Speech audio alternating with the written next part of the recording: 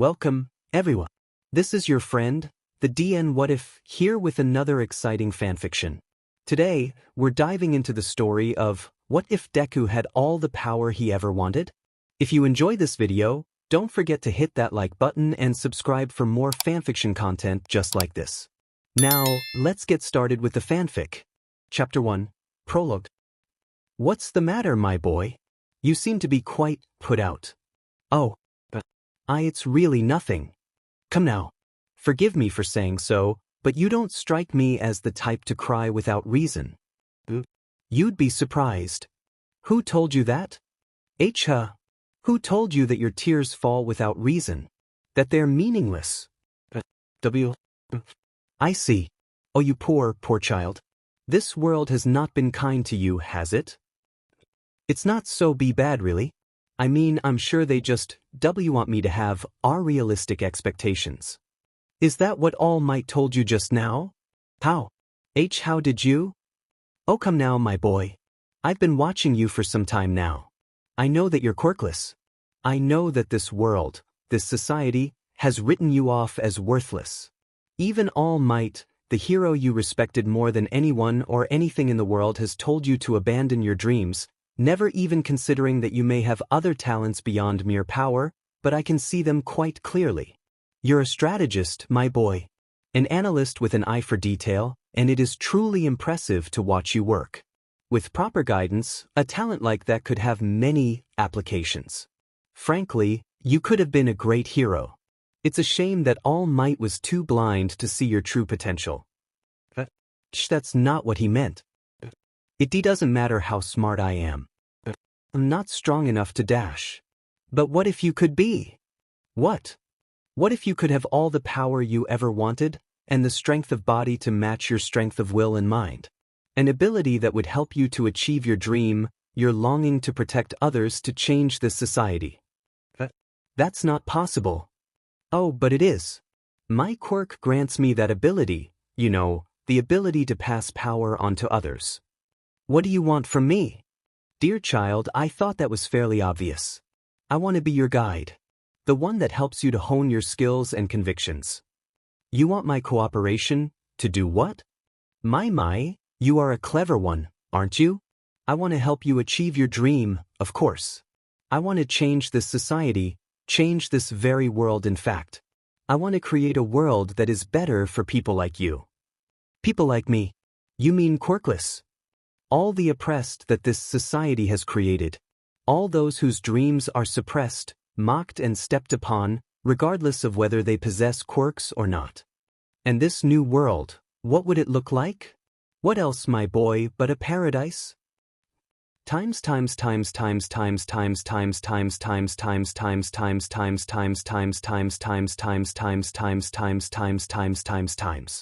Part of the point of this FIC is a writing concept that I've had for a while about what would happen if you wrote a story that created the main character entirely based on others' perceptions of him. So basically in this FIC, expect everyone's point of view except Izuku's. That means I will not be giving you any spoilers relating to him, but I would love to see/hear your theories about what the heck is going through his head. Laughing face. Comment. Zero comment. Chapter 1. Chapter 2, Midoriya Inko I. Midoriya Inko. When asked how she was doing, how she was, how she felt, how she was holding up, or any other cautious variation of the same sickening theme, Inko couldn't ever muster a response. She would just shake herself out of her wet-eyed stupor long enough to offer a shaky grimace that she hoped at least bore a resemblance to a smile and thank them for their concern. But in the privacy of her own thoughts and locked bedroom, she admitted the truth.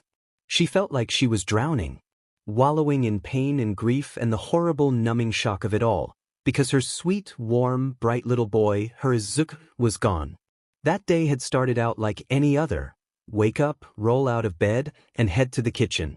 Smile to herself as she passes her son's room and hears his all-might alarm clock loudly declaring, "I am here to wake you up.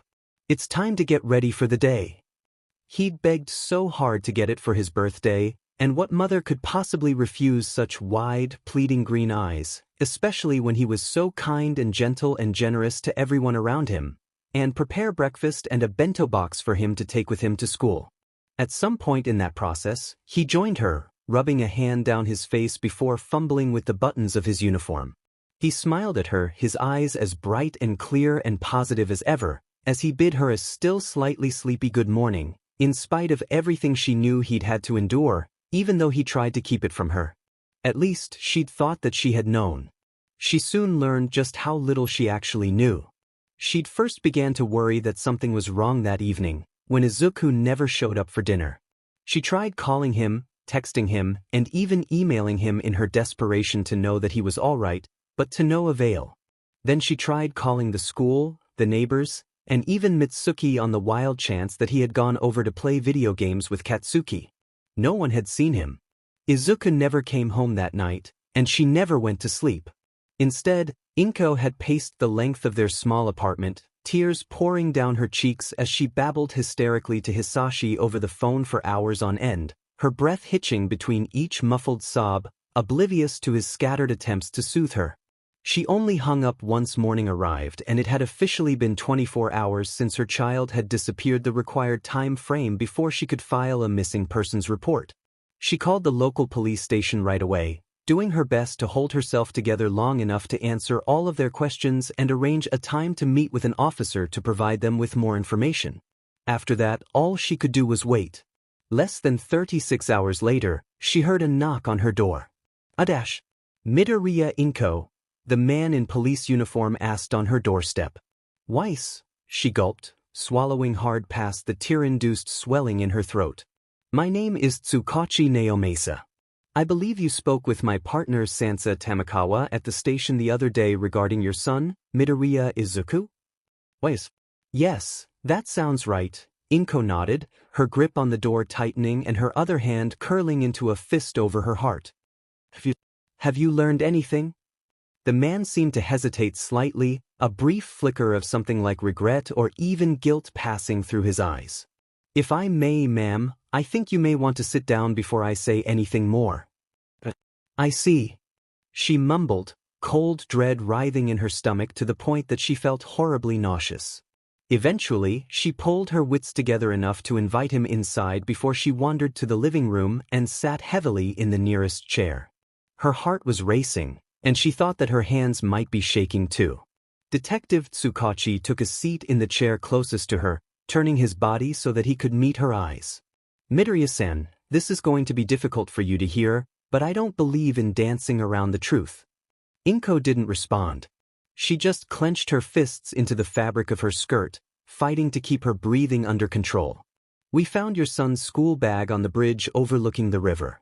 We haven't found a body, but, Midoriya-san, I'm afraid that preliminary evidence of your son's disappearance points towards suicide. Through all of the shock, the pain, and the horror of the detective's revelation, some minuscule part of Inko's brain felt grateful that he had suggested she sit down. First, because the wave of dizziness that swept over her in that moment would have sent her crashing to the floor otherwise. As it was, she felt her world spin, blackness closing in around her, only coming to when she felt a pair of hands grasping hers, and a voice urgently reminding her how to breathe. Everything after that was a blur. The suicide note that sounded nothing like the bright boy she raised. The cold investigation. Hisashi's return home. The memorial service. The reception, when person after person expressed their condolences. Most of them felt strangely empty. His teachers all seemed shifty-eyed, the kids walking behind their parents seemed confused and uncomfortable, and the parents themselves even more so. There were very few people that actually shed tears with her, very few who tried to remember the sweetness and optimism that was her son, like Bakugo Masaru and Mitsuki. Katsuki was there too, but he didn't say much, if anything. He seemed to be in a perpetual state of shock, his hands shaking, his eyes wide and staring, almost feral in their wildness. Every one of them said essentially the same thing. I can't believe Izuku would do this. I can't believe that he would leave you alone. There was one man that kind of stood out to her. He was tall and gaunt, with long blonde hair and piercing blue eyes, and he walked with a slight slouch. She didn't recognize him, but there was genuine regret, even pain in his eyes when it was his turn to step forward, take her hand, and tell her how deeply sorry he was for what had happened. The way he said it, it almost seemed like he blamed himself for her son's death. She didn't have much time to think on it though, because he soon stepped away, allowing the next person to come to the front. The aftermath was the worst part, though. Even though Hisashi stayed close to her from that point on, finding a local job so that she didn't have to stay all day in an empty apartment, life had to go on and he couldn't be with her all the time. During the long hours spent alone, sitting on the couch with the laundry basket of clean clothes and no energy to fold them, the memories of the whispers would come pouring in, no matter her attempts to keep her head above the floodwaters. Quirkless, not uncommon. Incidents of bullying. Didn't notice. Never found a body. Didn't say anything. Never took action.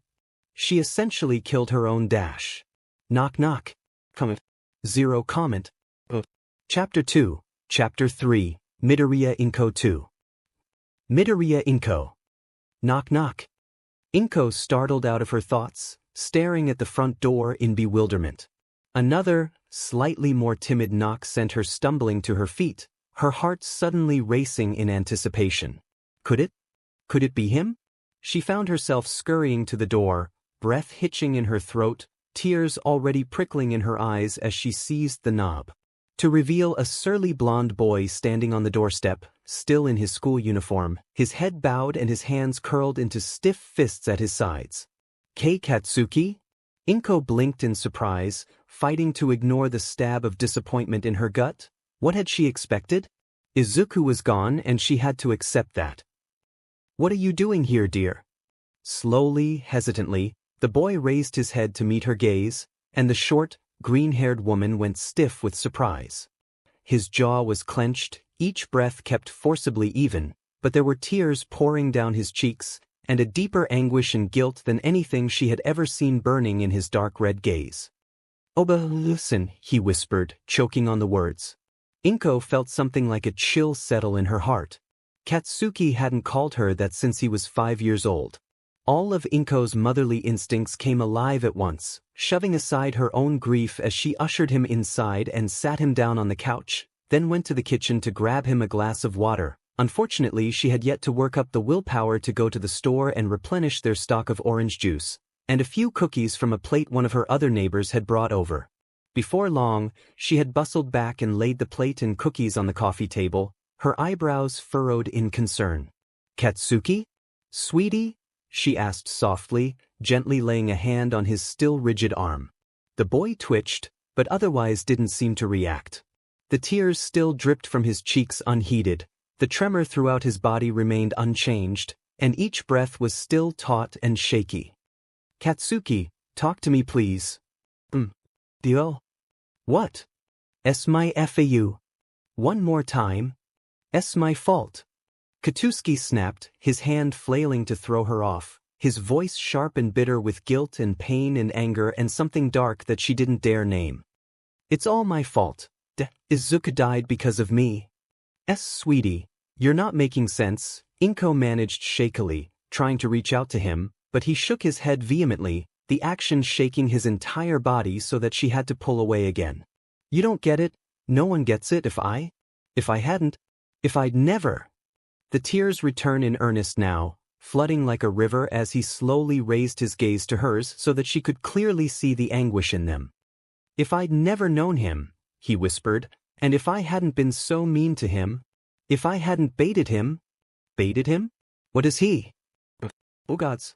Inko could feel her vision tunneling again, just like it had when Detective Tsukachi sat across from her and broke the news of her son's fate.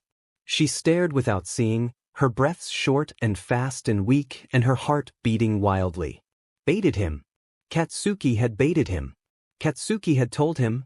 He told her son to... Drowning. She was drowning. She couldn't see, couldn't breathe. Katsuki stood up.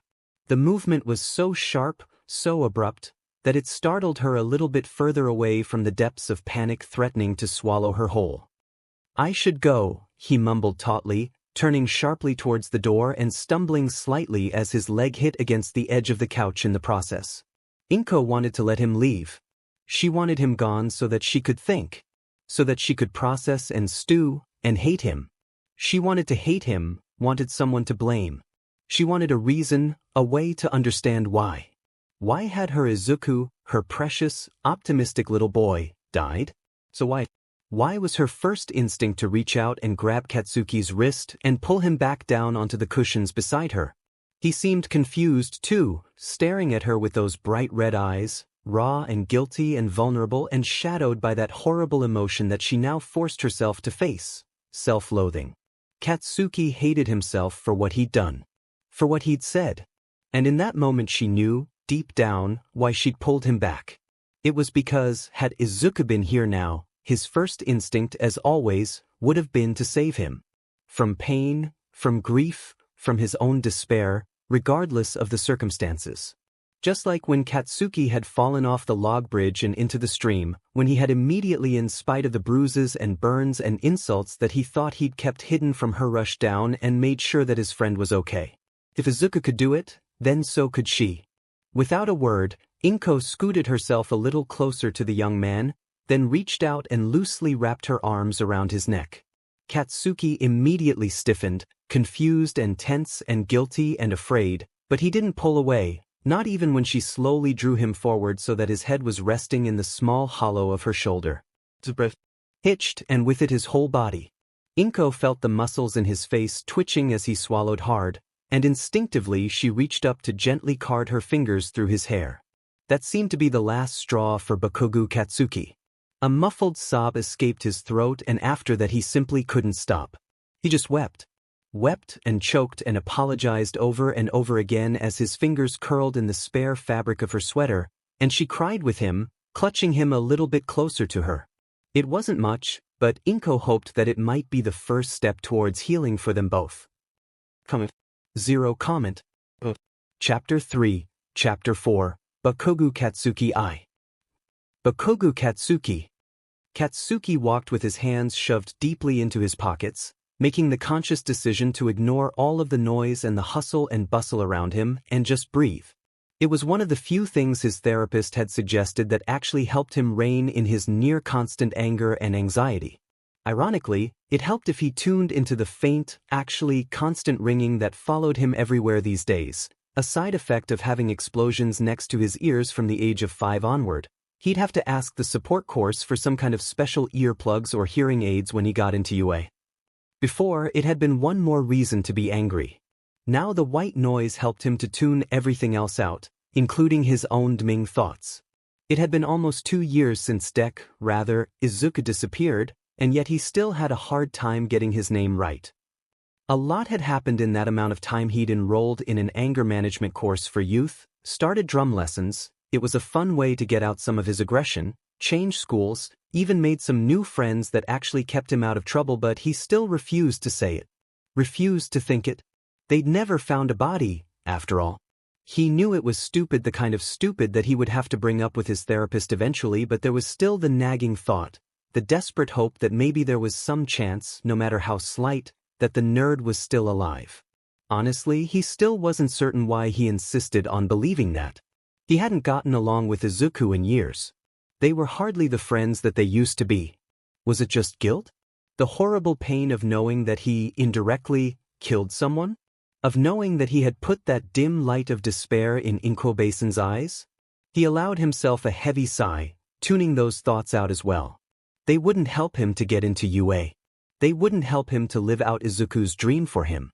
It wasn't the sound, but the vibration against his hand that led him to pull his phone from his pocket, revealing the cheesily animated message box on his lock screen. Rolling his eyes, he swiped up, unlocking the screen with his thumbprint, already knowing who it was from. Katsuki shoved the phone back into his pocket and set off at a slightly more brisk pace than before. He'd never admit it to the guy's face, but Kirishima was probably the best thing that had come out of his school transfer. His hardening quirk was convenient for one, especially in the early days of his anger management therapy, and he had the energy and confidence to stand up against Katsuki's CRP. If that wasn't enough, he was almost obnoxiously good-hearted, frustratingly patient, and just dense and asinine enough to see a surly, brooding boy in the corner of the cafeteria and decide they were going to be friends, no matter what Katsuki's thoughts may have been on the matter. The guy reminded him of Izuku in that sense. A flicker of anxiety clenched in his gut at the thought, but Katsuki quickly clamped down on it and forced it into Esping. This wasn't like the last time. Kirishima wasn't going to end up like Izuku. He refused to let that happen again. Come on, little bluebird. Why don't you fight back? Katsuki's head snapped up, instantly alert at the jeering sneer. Stop it. You're hurting her. His crimson eyes narrowed towards the park on his right. There was a small jungle gym covered in grade school kids giggling and shrieking as they chased one another up ladders and down slides, surrounded by wood chips and then by a neatly mown lawn. There were benches where their parents were chatting, not paying attention to any potentially disastrous situations. He couldn't see anything obviously wrong, but he knew that tone. Setting his jaw determinedly, he marched through the fence into the play area. He found them in seconds, 3 bullies forming a loose ring around 2 kids, one huddled against the brick wall that had blocked his view up to that point, and the other positioning himself defiantly in front of them, even though his knees were shaking. The whole situation felt disturbingly familiar. What do you brats think you're doing? He growled, and the 3 assailants spun towards him in surprise. The 2 on either side, a girl with black hair and a boy with shifty eyes, each took nervous steps backwards as they sized him up. Only the middle punk, a boy with bright red hair and sharp blue eyes, showed any signs of a backbone. Hey, stay out of it, weirdo, the bully huffed. You have no business meddling with heroes. Katsuki leered, bending down and moving his face towards the redheads. The bully flinched at the sudden proximity, the first flickers of doubt in his eyes. You knock a kid to the ground throwing out insults and you have the ball to call yourself a hero? 'Cause let me tell you, you little turd, that sounds like something a villain would do to me. The boy's eyes blew wide and furious as he spluttered out a reply. Why, you can't say that. My dad's the hero Vermilion Dash. I don't give a DMN about who or what your father is, got it? Katsuki snarled, pulling his hand from his pocket as his temper flared so the sharp pops of flame and light crackling across his palms wouldn't set his jacket on fire. Just take a hike, punk, before you make me do something we both end up regretting. See, come on, Vass. The other boy stuttered as he reached for his boss's shoulder, not his friend. Kids like that didn't have friends, Katsuki would know. His shifty eyes finally still and fixated on Katsuki's still smoking hand. Let's just go. Yeah, this extra isn't worth it, the girl agreed, tossing her hair back as though it would hide the fear causing her voice to tremble. And anyway, this park is lame. We can hang out at my place instead. Yeah, whatever, the redhead huffed, shaking off his lackey's hand and turning on his heel with all the arrogance a brat can muster. Katsuki watched them go, glowering until they were well and truly out of sight before turning back to the other pair of kids. The boy, the one that had been standing, was on his knees, gently pulling the bully's intended victim to her feet. She didn't look any older than 7 or maybe 8, with long blue hair to her waist and equally blue eyes. Are you okay? The boy asked softly. The girl simply nodded, scrubbing at her wet eyes. Thanks for helping us, he continued, looking up at Katsuki with silver eyes half hidden under shaggy, black hair. Don't mention it, the blonde boy replied gruffly, kicking at the ground. Does that happen often? The boy's eyes slid back to the girl's, sadness almost glowing in them. Yeah, he sighed eventually. Kira's quirkless, so... Katsuki felt himself stiffen, and although he hoped that it didn't show, things just became way too close for comfort. Well, being quirkless isn't. I mean, it's not a bad thing, he managed to force out, trying not to cringe at how stupid he sounded. I know that, the boy sighed, apparently oblivious to the older boy's uncertainty, but they don't think so, even though All Might keeps reminding everyone that quirkless people are just like everyone else. Another uncomfortable twinge gripped Katsuki's chest at the realization that this boy was also an All Might fan, just one more reminder of him. He glanced away, rubbing the back of his head. All Might's quirkless advocacy campaign had started just over a year ago, and it had certainly helped the general public's view of such individuals. Katsuki couldn't help but wonder if it was just a coincidence that All Might had started it so soon after Izuku's disappearance. Well, he's right. Even if you're quirkless, you still have your own hopes and dreams, he said finally, And you still have just as much a right as anyone to chase Em. The girl blinked up at him with those huge, luminous blue eyes. Why really? You think so? She whispered, barely even audible. I know so, Katsuki corrected her, maybe a little too sharply, but she didn't seem too taken aback by it. In fact, she smiled shyly, even though she also ducked her head so that her hair hid her face. Her friend grinned encouragingly at her, wrapping an arm around her shoulders. Katsuki felt a rueful smile twitch at the corner of his mouth as he watched the interaction. That should have been me. Hey kid. Yeah. Be sure to stick close to her, got it? She'll need a friend like you. The boy blinked, clearly surprised, but then he smiled, those silver eyes of his bright and determined. Don't worry. I will. Katsuki smirked through another twinge of regret, reached out to roughly tousle the boy's hair, pat the girl's head a little bit more gently and turned away. He felt the vibration in his pocket a moment later and rolling his eyes, pulled out his phone and swiped up. Geez, I said I was coming, he grumbled. Yeah. You said you'd be here in 5 minutes. That was almost 15 minutes ago, Bakugo. Calm down, Rocky, I just had to take care of something. Like what kind of something? None of your business, that's what, Katsuki snorted, glancing back towards the two kids heading towards the opposite side of the park and then allowing his eyes to drift a little further towards their destination. A frown tugged at his mouth as he saw a person standing nearby, watching them.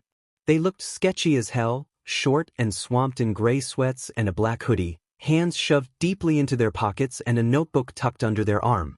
The only identifying feature that he could make out were the strands of dark curly hair sticking out past the fabric that almost looked green in this lighting. All at once, he felt his heart stutter, his vision tunneling. Can't be. Bakugo, did you get into another fight? You did, didn't you? I swear one of these days you're gonna get in serious trouble dash. I'm gonna be a bit later than I thought. Baku dash. Comment. Zero comment. Chapter 4. Chapter 5. Bakugo Katsuki 2. Bakugo Katsuki. He didn't wait for Kirishima to finish. He just hit the end call button and took off running. HY, he yelled as he rushed past the two kids he'd helped out earlier.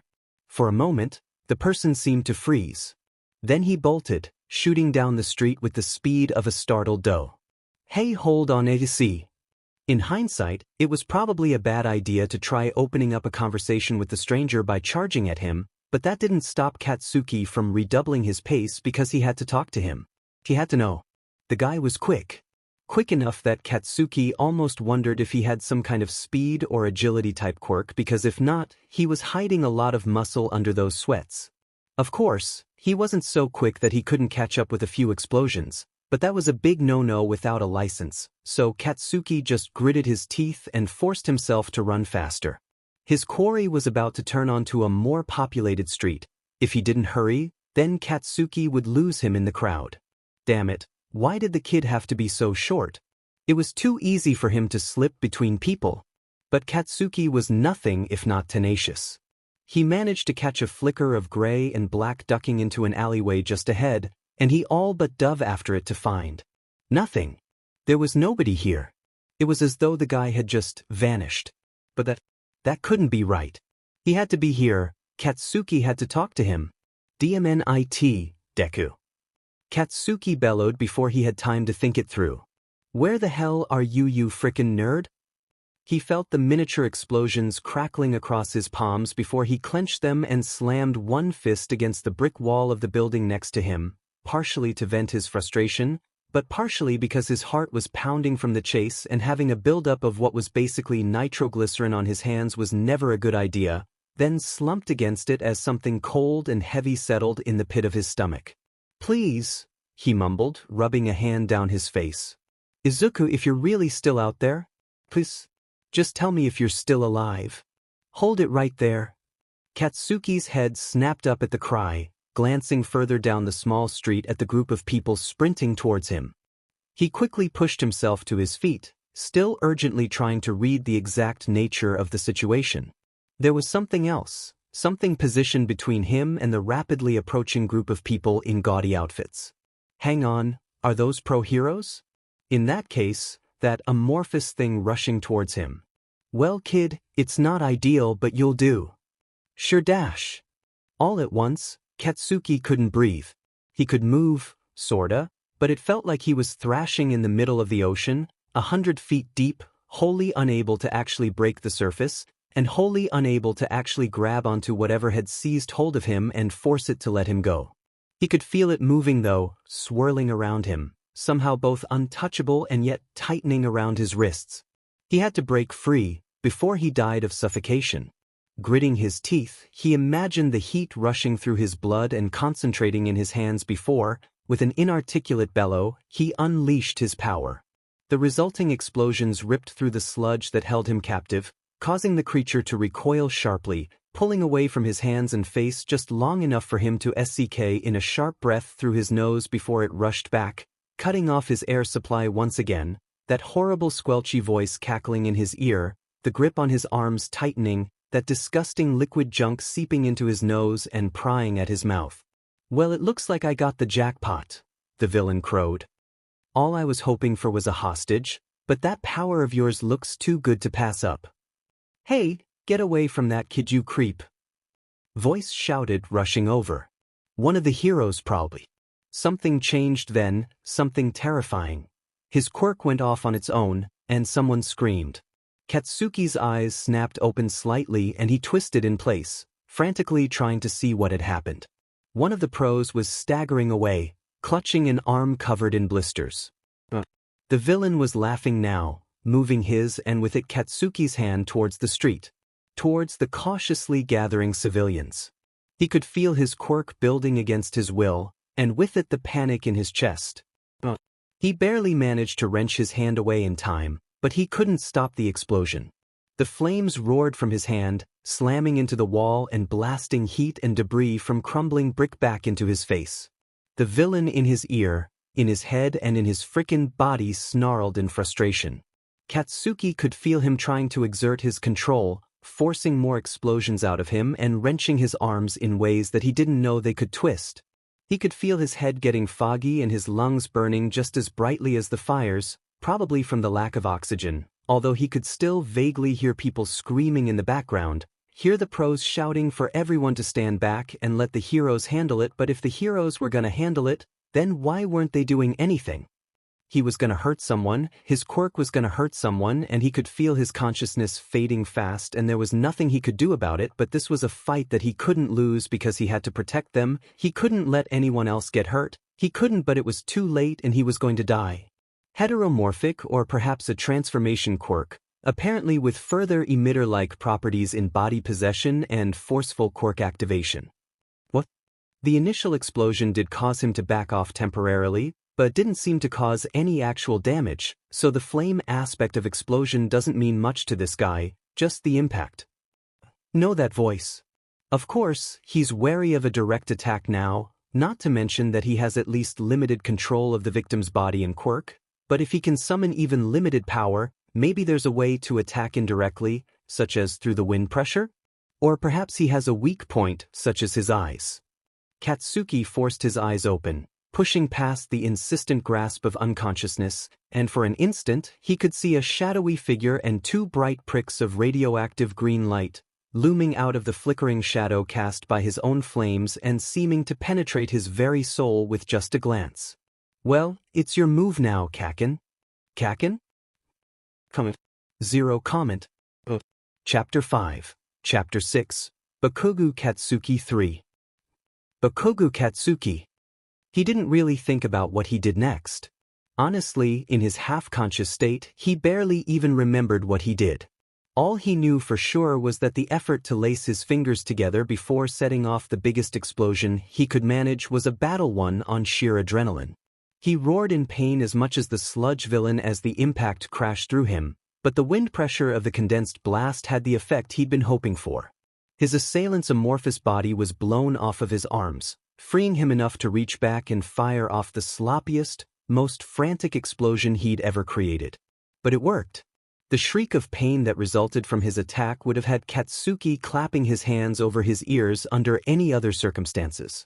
But just then, as the villain peeled off of him, clutching his eyes, all the boy could do was collapse, coughing and retching and dragging in one shuddering gasp after another until the world stopped spinning and he could finally breathe through the fires in his lungs. Izuku. Groggy and dazed though he was, Katsuki fought past the leaden weight in his limbs to lift himself a little bit more upright, his eyes desperately searching the alley for another sign of Bakugo. What do you think you're doing, kid? I'll kill you for that, you little... Katsuki flinched as he felt someone grab his arm, hauling him to his feet before he was half carried, half dragged towards the safety of the main road. Weakened though he was, he found himself resisting them, his head craning back to stare over his shoulder, eyes still frantically seeking to pierce the flame-shrouded darkness past the villain as they pulled their hands away from reddened eyes. Whether it was a shade born or blood or burns, he didn't want to think about. Come on dude, work with me. I have to get you out of here. A voice grumbled next to his ear. Katsuki finally tore his eyes away from whence he'd come, instead peering unsteadily up into a pair of bright red eyes, almost hidden by a fringe of overlong, black hair. Kei Kirishima? He groaned weakly. What are you? His friend barely spared him a glance before redoubling his pace, practically sprinting by the time they reached the barrier the heroes had created to keep the civilians back. Katsuki vaguely heard a few shouts of, "That was far too reckless," and "What the heck were you thinking?" But he didn't have the mental awareness to discern who was yelling at who. Wait. He mumbled, still dazed. What about? Give him here. Katsuki blinked a little more of the bleariness from his eyes as someone in a paramedic's uniform rushed forward, pulling him away from Kirishima. He shook his head slightly, still trying to turn back towards the alley where the pro-heroes were starting to move in now that they weren't dealing with a hostage situation. Wait, he croaked again, a little bit more insistently, shoving weakly against the paramedic's hands. Wait, there's someone else. Just calm down, young man. You're just a little disoriented. Take a seat here while we check you for any injuries. But he was there, I saw him. Bakugo, buddy, just calm down, Kirishima interrupted shakily, gripping Katsuki's shoulder as involuntary explosions popped across his hands. No, Kirishima, I saw him. I saw Izuku. His friend froze. Kirishima didn't know everything about what had happened, didn't fully understand the reasons behind his guilt and trauma, but his eyes still softened. Buddy, I know you were worried and this probably brought back some really bad memories for you, but there wasn't anyone else down there. I promise everyone's fine. High levels of stress can cause a person to develop an overactive imagination. I wasn't Dash. A cheer cut him off, dragging his eyes back towards the alley. The heroes were victorious, it would seem. Katsuki shoved his way past Kirishima, ignoring the alarmed exclamations of the paramedic. Hey man, wait up, his friend yelped, chasing after him as he wove and pushed through the crowd. With the danger gone and the heroes flexing in the spotlight, hardly anyone cast him so much as a second glance as Katsuki ducked back into the alley, closely followed by his overbearingly concerned friend. Dude, Bakugo, this is insane. It might still be dangerous. Kirishima cried frantically. Katsuki felt him draw another breath to voice another plea for reason, but he was brusquely ignored in favor of, "Oof," his friend grunted in surprise when he smacked straight into Katsuki's broad back. What the heck, man? You okay? Katsuki shakily stepped forward, bending over to gather a dirty, slightly scuffed notebook from the ground, the front marked with familiar handwriting. I have to go, he mumbled. Almost in a daze. I have to get home. Are you sure you don't need to go to the hospital, dude? Meet you at the arcade another time. Dude, wait. Bakugo. Katsuki didn't answer. He didn't even glance back as he started running, racing faster and faster until he was heading towards home at a dead sprint. His breaths were coming in ragged gasps by the time he reached a familiar stairwell, which he took two at a time. Gulping air like water, he threw the door open without knocking, barely conscious of the startled squeak from the other side of the room. Kei Katsuki. Oh my goodness, I just saw the news. Are you okay? Does your mother know you're okay? Katsuki, sweetie, please answer me. A familiar voice fretted anxiously while soft hands fluttered close to his cheeks. Unable to speak, he moved his fine towards her. What's this? Inko Obasan managed, accepting the object. F found it, Katsuki gasped back, leaning heavily against the doorframe as he SE in air. In the alley. I found it. Katsuki what dash?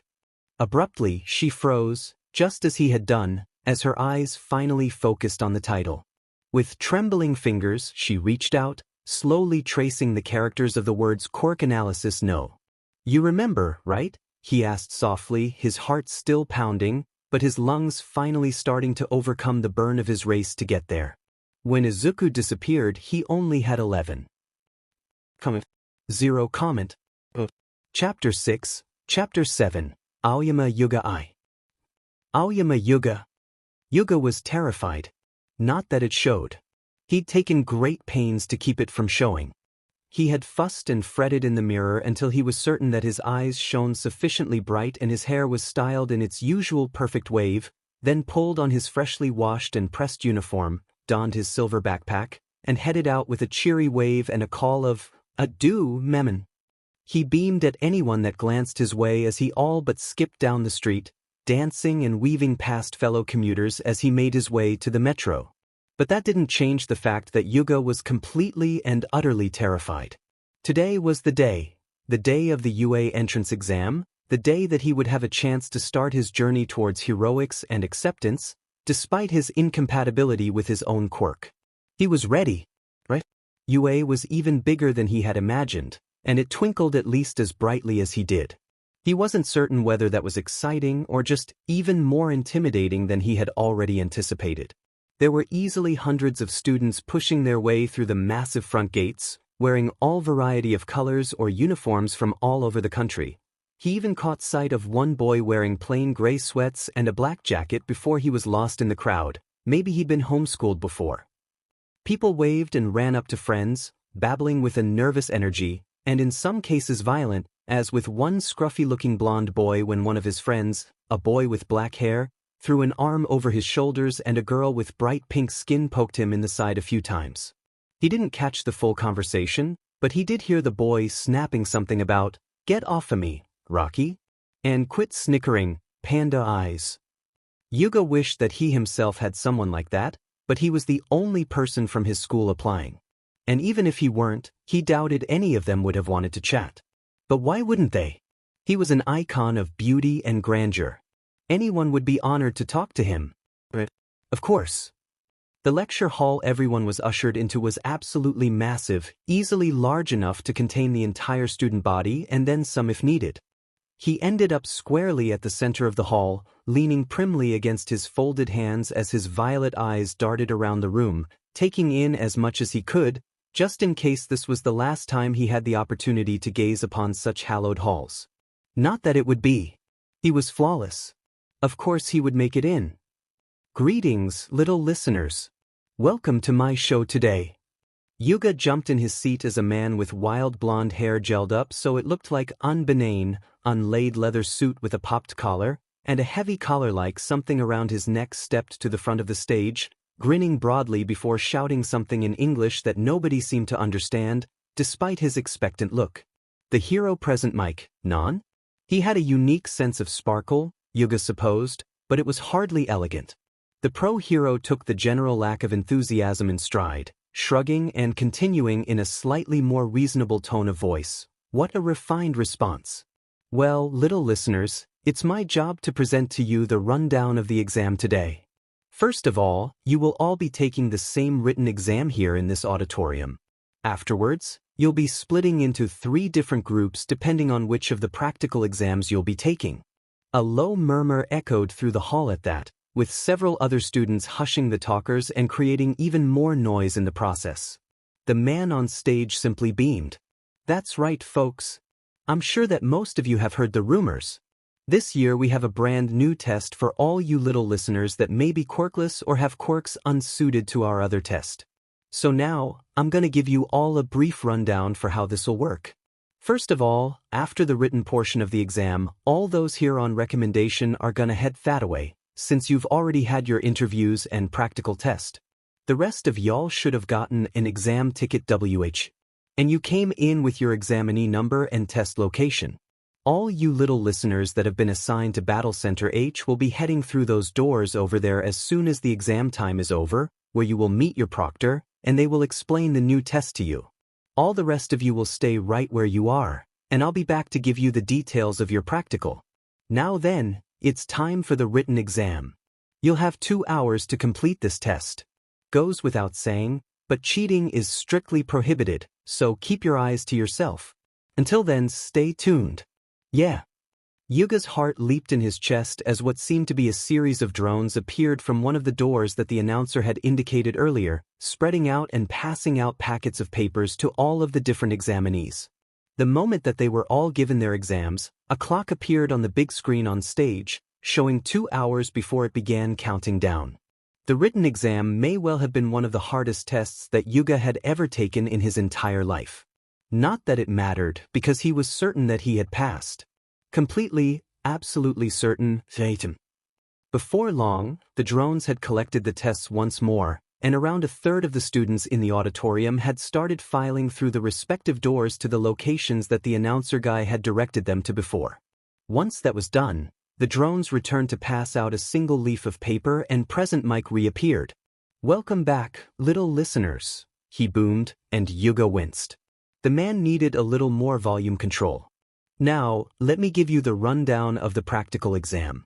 You will essentially be conducting 10-minute urban mock battles at 7 different locations, marked on your examinee cards. You'll be allowed to take whatever support items you need, as well as have the chance to change into the workout clothes you should have all brought with you, okay? Trispan? Ah man. None of us are in the same battle center. A voice behind him pouted. Yuga glanced over his shoulder to discover that trio of students he'd noticed earlier were seated behind him. The girl with the pink skin had obviously been the speaker, her expression reflecting her tone as she glowered at the card in her hand. The black-haired boy beside her shrugged, grinning ruefully. He had sharp teeth, like a shark's, but his expression was too warm for them to be intimidating. "Idiots, they probably did that on purpose," the blonde kid huffed. "They don't want us teaming up with our friends." "Ah, are we friends, Blasty?" the pink girl beamed teasingly, to which the blonde simply rolled his eyes, mumbling under his breath. "There are 3 types of faux villains in each battle center," the pro-hero continued, recapturing Yuga's attention as 3 silhouettes appeared on the screen, each labeled as 1P, 2P, and 3P respectively. You earn points for each of them based on their level of difficulty. Your goal is to use your quirks to destroy these villains. But just remember to keep things heroic, no attacking other hopefuls, ya dig? Yuga wouldn't deny that he felt an odd sense of relief at that, reaching down to lightly brush his hand against his support belt. Fighting robots meant that he wouldn't have to expend unnecessary energy attempting to control the output. He could just fire his laser as many times as possible before his stomach started giving out. And 10 minutes? He could last for that amount of time. Hopefully. "May I ask a question?" Comment. 0 comment. Chapter 7, Chapter 8, Aoyama Yuga 2. Aoyama Yuga. "May I ask a question?" Every eye in the room was drawn to a tall young man standing straight up, his hand ramrod straight in the air. "Go for it, little listener," the announcer grinned, shooting finger guns in the student's direction. "On the handout, there are 4 types of villains shown," the boy announced, emphatically waving the paper to demonstrate his point. "If that is a misprint, then UA, the most prestigious school in Japan, should be ashamed of its mistake." Yuga almost choked, his violet eyes bulging. Mon Dieu, was this kid for real? He wasn't the only one thinking along those lines either. A quick glance around showed that quite a number of people in the room were gaping at him. But the other boy continued, apparently oblivious to the stares. "We examinees are here because we wish to become the most exemplary of heroes. Thus we expect the academy of our choice to take matters just as seriously." "Well, examinee 7-1-1-1, thanks for calling in with your request," the announcer grinned in turn, indicating a new silhouette that had appeared on the screen. "The final type of villain is worth 0 points. It's just an obstacle will be thrown in your way. There's one in every battle center, but I recommend my listeners try to avoid it and focus on the ones at the top of the charts. I see. Thank you very much for your clarification, sir. Excuse my interruption. The serious student bowed deeply, then sat back down.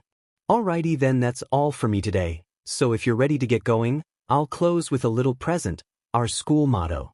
As General Napoleon Bonaparte once laid down Yuga perked up at the mention of his fellow Frenchman, a true hero is one who overcomes life's misfortunes. Now that's a tasty soundbite for ya. Now, are you ready to go beyond? Let's hear a plus ultra. The silence was positively deafening. Good luck. Though. Si vulgaire. Yuga thought in a huff as he stumbled through the massive double doors leading into the walled cityscape, Present Mick's voice echoing behind him as he ran. Go go go people! Do you expect a countdown for everything? Because lemme tell ya, that's not how the real world works. You're wastin' airtime here. Alright Yuga, rest calm, he thought to himself, darting down an alley in order to split away from the crowd of students. He needed a chance to distinguish himself, after all. A chance to let his natural sparkle shine through to the prestigious faculty of UA High School. When the first robot, painted with a number 2 on one side, zipped around the corner, he forced himself to beam at it, rather than cringe as was his first instinct. With an elegant twirl, he released his quirk, letting the naval laser fly so that it smashed straight through the metal hull of the villain. And so he continued on. At one point he had to save another student from a one-point villain. The kid wore a tank top, shorts and an expression like he'd just looked the devil himself in the eye. Yuga couldn't help but smirk at him as he cooed, a little mockingly, Merci beaucoup. We make a great team with you as my decoy. Although I doubt I'll be seeing much of you in the future. Adieu. With that robot, he had 28 points. When there was little more than 2 minutes remaining, he was up to 35. And then all hell broke loose. The crash. And boom. Of miniature explosions, shattering glass, and cracking concrete split the air of the combat arena. As the various applicants turned with mixed curiosity and fear towards the source of the chaos, a mounting sense of panic quickly overcame the group and Yuga was ashamed to admit that he was no exception. When the 10-story tall robot appeared, he stumbled backwards and fell flat upon his derriere. As some kind of animal instinct seized control, he found himself huddled against the wall, half concealed by some of the debris that had come crashing to the pavement with the monster's appearance, utterly frozen by horror. Ow! A voice cried, and something hard and cold dropped into the pit of Yuga's stomach as he saw a fallen girl, trapped in the middle of the road under some of the rubble, directly in the robot's path.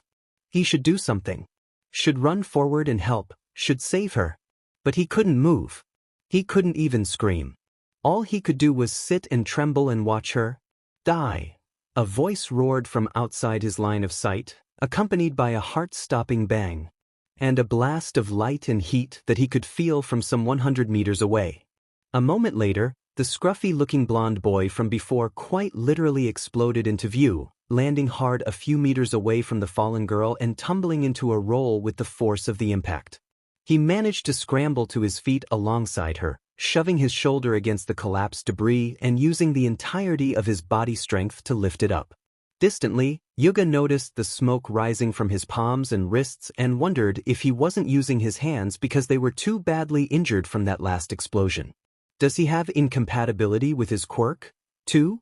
Move it, round cheeks, the boy barked, his teeth gritted with the effort of keeping the slab of stone off of her. She quickly snapped her mouth closed, pulling her leg free and rolling out of the way so that he could let it drop. It crashed back to the ground a moment later as the boy pulled his fellow examinee roughly to her feet, him grimacing when their hands came into contact, so I was right about him being in pain.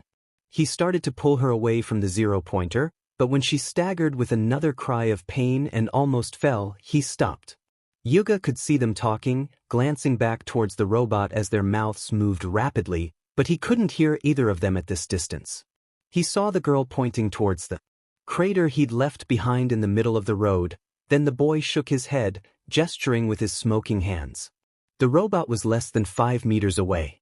Suddenly the girl wrapped her arms around him, pressing one hand to his back and the other to her own forearm, a faint pink glow visible even from this distance. Then do it now, the girl shouted, her eyes clenched shut. The boy grit his teeth, move his hands out and created another explosion with a bellow of pain. It wasn't anywhere near as powerful as the one from before, but somehow the force still sent them flying through the air at dangerous speeds, rapidly gaining distance between themselves and the monster. But it wasn't fast enough.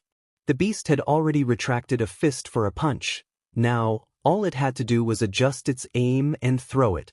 Yuga heard a sharp scream escape his own throat before he clapped a hand over his mouth, watching as though in slow motion as the massive limb rushed inexorably closer.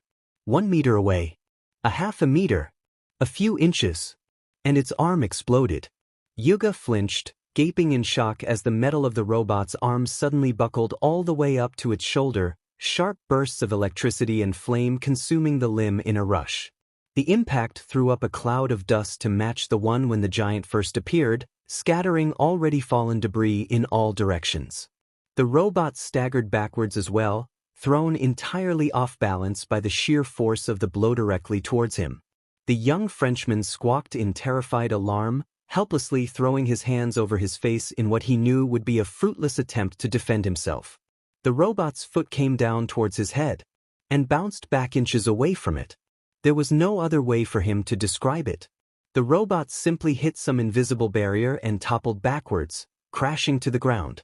Bemused, Yuga glanced around, trying to discover the source of his rescue.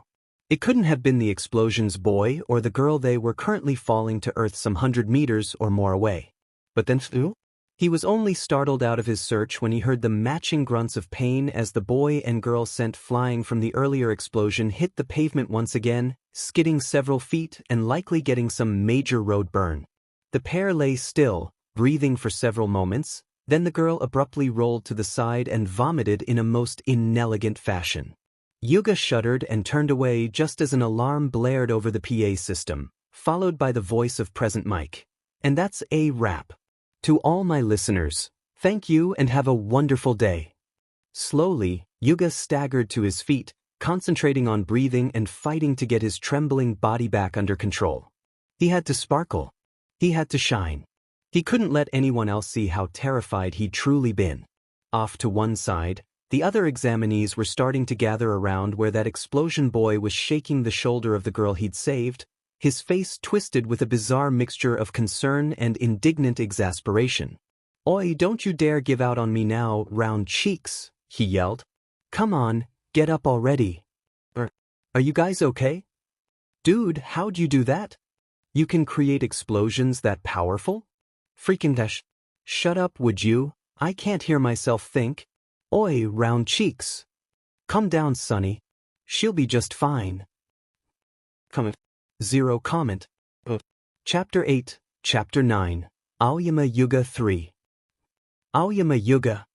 Everyone jumped in surprise as an elderly woman in what appeared to be a doctor-themed hero's costume walked onto the exam grounds, leaning on a cane shaped like a syringe. "Well done, everyone. You're heroes in my eyes, every one of you," she continued brightly as she approached the scowling blonde and the unconscious girl next to him.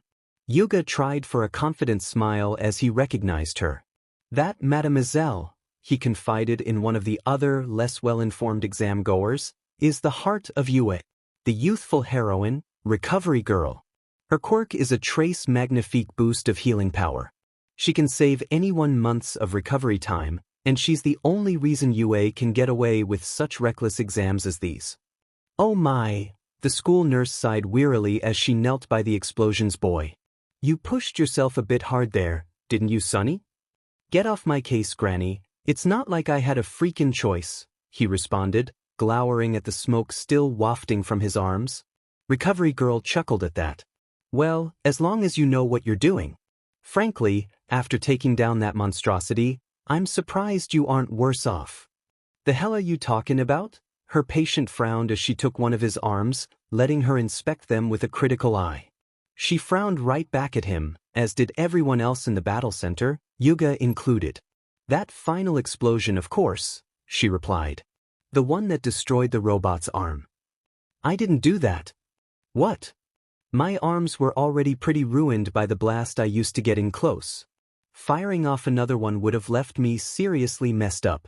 That's why Round Cheeks used her gravity quirk on the both of us, so one of my smaller explosions could still do the job of getting us clear. Didn't quite work, but it was the best we had in the moment. But then, who destroyed the zero-pointer? Someone muttered. Yuga glanced around the crowd, from the speaker to the serious boy that had asked such a blunt question in the exam hall to Recovery Girl, and back to the explosions boy she just planted a kiss on, much to his apparent distaste, but no one seemed to have the answer. Unbidden, Yuga's thoughts turned to the way the robot failed to hit him, when by all rights he should have been crushed. Could it be that whoever his mysterious savior was, they had saved all three of them? Would he ever know for certain? Shoyuta yawned widely on his way up to the observation room. The first of the new tests would be starting in a few minutes, and he and Nemuri were meant to be the primary judges for the new practical exam, considering that their own quirks would have placed them in it. He already had his eyes on a couple of them, namely that kid with indigo hair and a brainwashing quirk and the blue-eyed quirkless boy that had come to the test with a long wooden cane as a support item. There were a handful of other quirkless kids that had signed up for the test, but he was the only one that seemed to have any kind of potential. What the hell do you think you're doing? What do you mean? It's not like I'm breaking any rules or anything. Shoyuta paused, glancing down the hallway to his left. There was a girl with bright pink skin and hair standing outside of the girls' locker room with her arms folded over her chest, practically radiating righteous fury as she stared down a boy that stood about as tall as her waist with spherical purple hair. Obviously it had something to do with his quirk. Other girls, already dressed in their workout gear, slipped out behind her, casting nervous glances towards the purple-haired punk. Shoyuta didn't miss the way his eyes seemed to follow the chests of the girls walking past him. I don't give a damn if it's against the rules or not. Try to peep in the changing rooms again, and I will melt you into the ground. What's the big deal? Just 'cause I have an appreciation for the beautifulness of a girl's body? Problem here? Shoyuta asked warningly, suppressing the urge to activate his quirk. The longer he maintained the image of being a scruffy hobo, the more effective. His reveal would be when he taught his class not to judge a book by its cover. Still, the aura of exhausted irritation he gave off was usually enough to make kids this age nervous around him. This pervert tried to sneak into the girls' locker room. The pink-skinned girl snapped the moment she had overcome her shock, pointing accusingly towards the purple-haired kid. Hobo or not, he was obviously some kind of faculty member, so it made sense. Seriously, just back off, the boy grumbled, pouting and turning back down the hall to slink away. It's not like I actually saw anything. Shoyuta glared after the boy, memorizing his appearance and attempt at a swagger, which honestly came across as more of a waddle, given his height. The brat could be trouble going forward. He'd have to keep an eye on him. Thanks for the help, the pink-skinned girl grinned with enough energy to rival Hisashi or Nemuri, bowing to him. It's my job, kid, Shoyuta shrugged back, hunching a little bit more and rubbing the back of his head as he yawned. Anyway, get changed and be snappy about it. You'll be late for your exam. Yes, sir. The girl grinned, saluting cheerfully before slipping inside the changing rooms herself. Shoyuta stood guard for a little while longer to make sure the pervert didn't come back, ignoring the curious glances of the examinees as they headed to their respective battle centers. But eventually he couldn't wait any longer, and so he wandered up to the observation room. Took you long enough, Shoyuta. What kept you? Nemuri waved as he entered the room. Nothing exciting, he shrugged back, flopping into his own seat. Anyone stand out to you? I like the look of the invisible girl. Nemuri smirked up at the screen, twirling her hair around her finger. She understands the importance of efficiency over shyness. Oh. Shoyuta turned curiously towards the screen. Nemuri pointed to a figure that appeared to be in the process of removing their clothes. If not for her sports bra, Shoyuta wouldn't even have known for certain that she was a girl, considering that she was completely invisible from head to toe. Mutation or emitter? Mutation according to her file. She's going second, so she's getting herself ready now. Sounds interesting, Shoyuta mused, settling in. Well, let's get this over with. Times.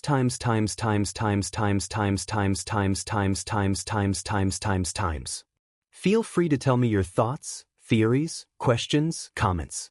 Winky face. I will do my best to respond to any of them. If you like what you're reading, remember to put a review and follow the story. Until next time. Times plus ultra. Times. Comment. 0 comment. Chapter 9, Chapter 10, Shinso Hitoshi I. Shinso Hitoshi. Class 1. Geez, why is this place such a maze? Hitoshi hoped that he didn't look as lost as he was. It didn't seem possible, but somehow UA felt way bigger on the inside than it looked on the outside.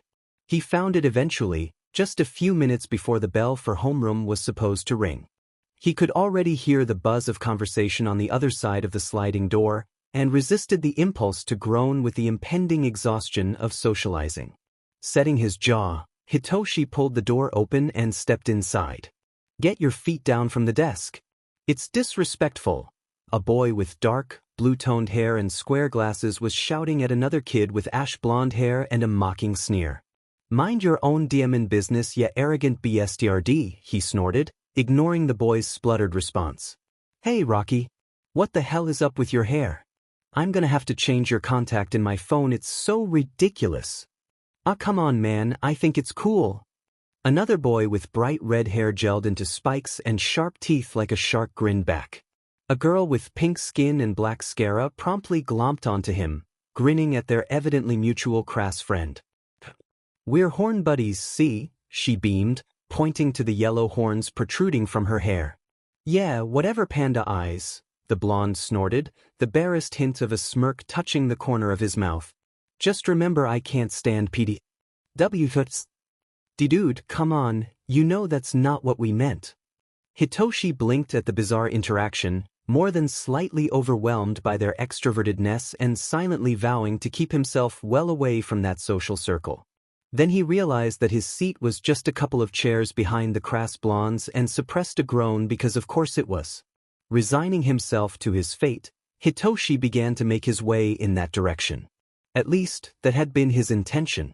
The small body colliding with him and knocking him off his feet kind of put a damper on that, though. Although somehow he never reached the floor. Instead, he just floated somewhere halfway between catching his balance and losing it. It was rather disorienting. Oh my gosh, I'm so sorry, are you okay? A girl's voice exclaimed, a hand quickly appearing in his field of vision and correcting his orientation with the floor. Hitoshi glanced up with as much indifference as he could muster to meet a pair of anxious brown eyes and bright pink cheeks framed by short brown hair. I'm so sorry, I thought I was going to be late so I was in a hurry and the door was open and I wasn't looking where I was going and dash. Calm down, I'm fine, Hitoshi grumbled, folding his arms across his chest. Although I would like to be let down now. Oh right, she squeaked, pressing the pads of her fingers together with a look of concentration. Release, she muttered, and he dropped easily back to the floor.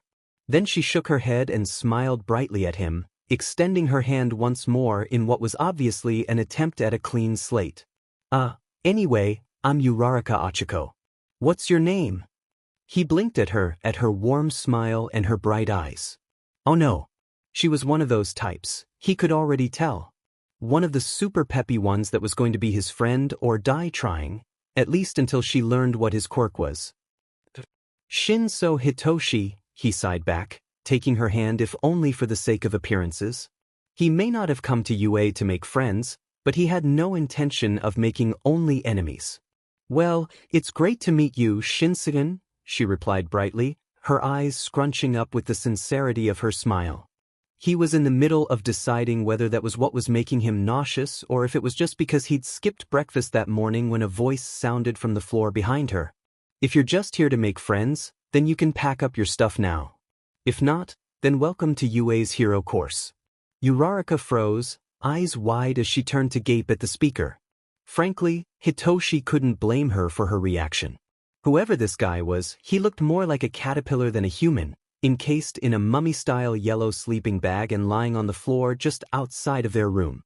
He had long, scruffy black hair and a dead-to-the-world stare that Hitoshi related to on a spiritual level, and when he pulled down the zipper of his bag enough to finish drinking one of those jelly pouches that grade school kids were all over, he could make out a black top and an overlong, white-gray scarf nestled around his shoulders in dozens of broad loops.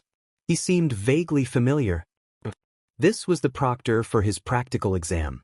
The guy who'd explained the test to him and his fellow hopefuls before flatly declaring that ultimately he didn't care what they did or even if they passed as long as they didn't kill anyone.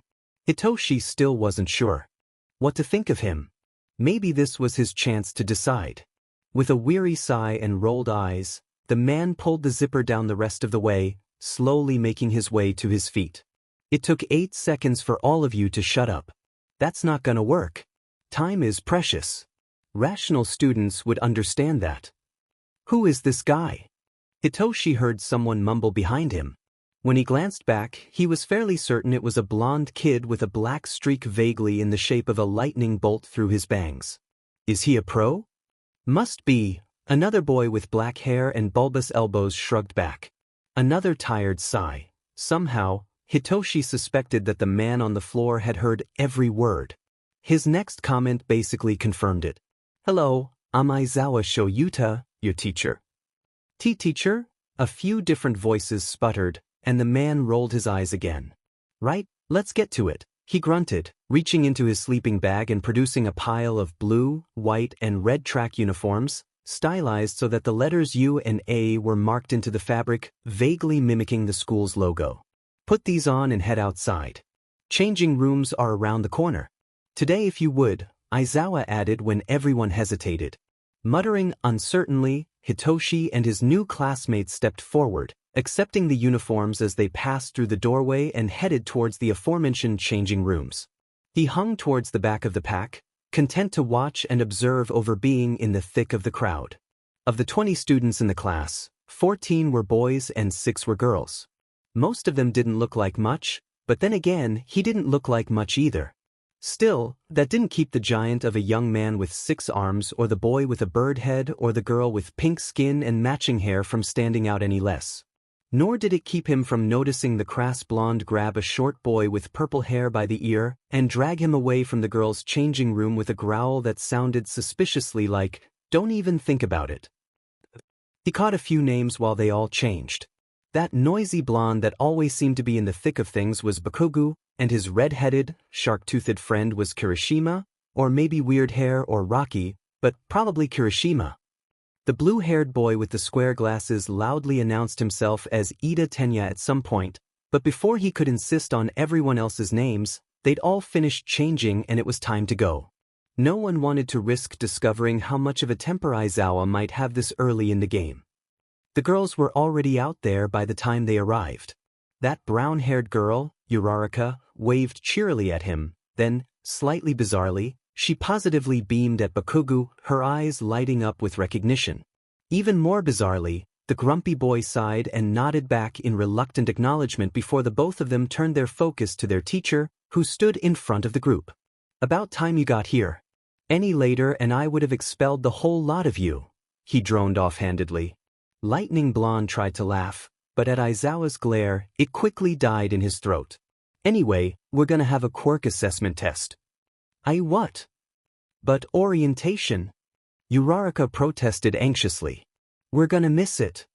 If you really want to make the big leagues, then you can't waste time in pointless ceremonies, their teacher bit out, instantly silencing the entire class.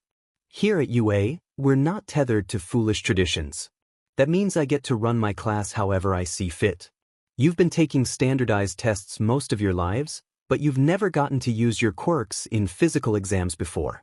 The country's still trying to pretend that we're all created equal by not letting those with the most power excel. It's not rational. Someday the Ministry of Education will learn. Hitoshi felt something sink into the pit of his gut. He could guess where this was going and he most certainly didn't like it. Bakugo. Yeah. You got the highest score on the entrance exam. What was the farthest you managed to throw a softball in junior high? Aizawa asked, and that heavy something settled a little lower. Comment. Zero comment. Chapter 10. Chapter 11. Shinso Hitoshi 2. Shinso Hitoshi. Bakugo. Yeah. You got the highest score on the entrance exam. What was the farthest you managed to throw a softball in junior high? Aizawa asked, and that heavy something settled a little lower. Bakugo frowned, considering. He seemed, weirdly uncomfortable with this whole situation. Hitoshi would have thought he was the type to enjoy the spotlight. 67 meters, I think. But try it with your quirk, their teacher continued, offering him a softball that probably had some sort of tracking device in it. Anything goes, just stay in the circle to pitch it. Bakugo grunted in acquiescence as he stepped forward. Right man, you asked for it, he muttered, then took a deep breath and readied his stance. Uraraka perked up with interest, but when Hitoshi glanced at her, all she did was smile knowingly. A moment later he found out why. Die! Bakugo roared as a massive explosion burst from the palm of his hand, smoke streaming like a comet tail behind the ball as it flew into the distance. While his classmates gaped, Hitoshi did nothing of the sort. Aizawa continued his explanation. All of you need to figure out your maximum capabilities as they now stand. It's the most rational way to determine your potential. To emphasize his point, he held up his phone, opened to an app synchronized with whatever device was wired to the ball. Over 700 meters. Dude, that's amazing. Lightning Blonde gaped. I want to go. Looks like fun. Pinky squealed. This is what I'm talking about, getting to use our quirks as much as we want. Weird Elbows added, grinning eagerly. All three of their excited expressions vanished with their teacher's next words. So this looks fun, huh? You have 3 years here to become a hero. You think it's all gonna be games and playtime? Idiots, he grinned, and the expression was absolutely terrifying. Today you'll be competing in 8 physical exams to determine your potential. Whoever comes in last has none and will be expelled immediately. Expelled? No way, you can't do that on the first day. It isn't fair. Like I said, I get to control how this class runs, Aizawa cut in, still smiling coldly. If that's a problem, then you can pack up and go home right now. Yeah, Hitoshi groaned internally, I'm royally screwed. By the time they reached the halfway point of the tests, Hitoshi had concluded that he'd never felt so humiliated in all his life. Even after all the work he'd put in, even after UA had changed policy to create a separate entrance exam for students like him with quirks unsuited to combat with robots, he was still essentially being told to give up. He'd known from the moment Aizawa had announced the test that things would end up this way. His quirk just wasn't suited for application to a physical exam. He couldn't brainwash the ball into flying further, nor could he brainwash his frickin' legs into jumping farther or running faster for the long jump or 50-meter dash. It just didn't work that way. He grit his teeth as he walked at the back of the class, his hands balled into fists, in spite of his best efforts to maintain a calm, collected air. Get it together, Hitoshi, he scolded himself. Do you want to be a hero or not? What's with that? Look. Hitoshi actually jumped, then whirled around wide-eyed, towards a slight young man standing just to the side of the path, arms folded across his chest, one of his bright red high tops raised to balance himself against the wall, dressed in gray slacks and a black hoodie, pulled low over his eyes so that all he could see was a couple strands of curly green hair, a notebook tucked under one arm. The new freshman blinked at the other boy, more than a little bit bewildered by his sudden appearance. Not to mention his somewhat lax attention to it. What are you doing here? He managed eventually, hoping he sounded a little more composed than he looked and biting back a wince when he realized he'd forgotten not to phrase his words as a question. The boy chuckled softly, straightening and turning to face him, although Hitoshi still couldn't see his eyes. Don't worry. My sensei knows I'm out here. That wasn't my question. True, came the faint smile. I was just interested in seeing the results of Aizawa-sensei's quirk test this year. This year? Hitoshi frowned. So this is a regular occurrence? Yeah, came the huffed laugh. Last year he expelled his entire class. Hitoshi choked. You've got to be screwing with me. Not all at once, but over the course of the school year. It's kind of a legend among the upperclassmen. But honestly, I saw it coming. They put up a poor showing during their quirk assessment. Half of them gave up before they'd even begun, resigning themselves to expulsion. The rest obviously had no strong handle on their quirks, or even much of a willingness to get creative using them. One was a bully, one was a pervert. On top of which, their top performer wanted to be a hero just because. The boy shook his head with a pitying air, and Histoshi couldn't help but think that the boy was awfully well informed. A management student, maybe? Or support? And maybe with an information-oriented or otherwise analytical quirk? Honestly, I don't blame Aizawa-sensei for expelling them. I wouldn't worry about it too much, though. This class has a lot of potential. All the students I've seen so far have been incredible. They've really embraced the challenge of applying their quirks to the tests. Come to think of it, I don't think I've seen you use yours yet. Yeah, well, my quirk isn't exactly anything physical. There's not much I can do to apply it to a test like this. The boy ped his head slightly to one side, his slight frown indicating that he was surveying Hitoshi like a particularly fascinating math problem. Then all at once, the confusion vanished. Oh, are you one of the students that got in through the new test system? He nodded, and even without seeing his eyes, the upperclassman's face instantly seemed to light up. Hey, that's amazing. So what is your quirk, exactly? If they let you take the secondary exam, then it's something that can't affect electronics, right? Is it biologically oriented, like Midnight Sensei's quirk, or quirk manipulation oriented, like Aizawa Sensei's? Hitoshi hesitated. It wasn't that he minded talking about his quirk, but most people didn't exactly react favorably towards him when they found out about it. But this boy seemed so open and earnest, it felt like a crime to just brush him off. It's more biological, he said slowly. Awesome. Emitter type, I'm guessing? I mean, of course, if it was transformation, they'd probably have sent you to the regular exam. Well, unless it's like Shishikura Seiji, where he has a transformation quirk with emitter-like properties that only affect biological matter, but that's a rare. Sorry. The boy cut himself off, looking somewhat embarrassed as he raised a hand to rub the back of his neck. If that hood wasn't hiding his face, Hitoshi imagined he'd be blushing. I get like that when I'm thinking too much. Anyway, what's your quirk called? This brainwashing, he admitted finally, casting a nervous glance towards the other boy. He'd gone still, and even though he couldn't see it, Hitoshi could imagine his eyes widening, imagine the fear and the caution leaking into. That's so cool. Hitoshi blinked at him. What? Zero comment. Chapter 11, Chapter 12, Shinso Hitoshi 3. Shinso Hitoshi. The boy was practically bouncing on the ball of his feet as he fumbled for a pen and whipped open his notebook. How does it work? What's the activator? Can you control multiple people at once? Can you only control your target's actions, or can you control what they say too? Do they have any memory of what you've done after the fact? Does their willingness or awareness have any effect on your level of control?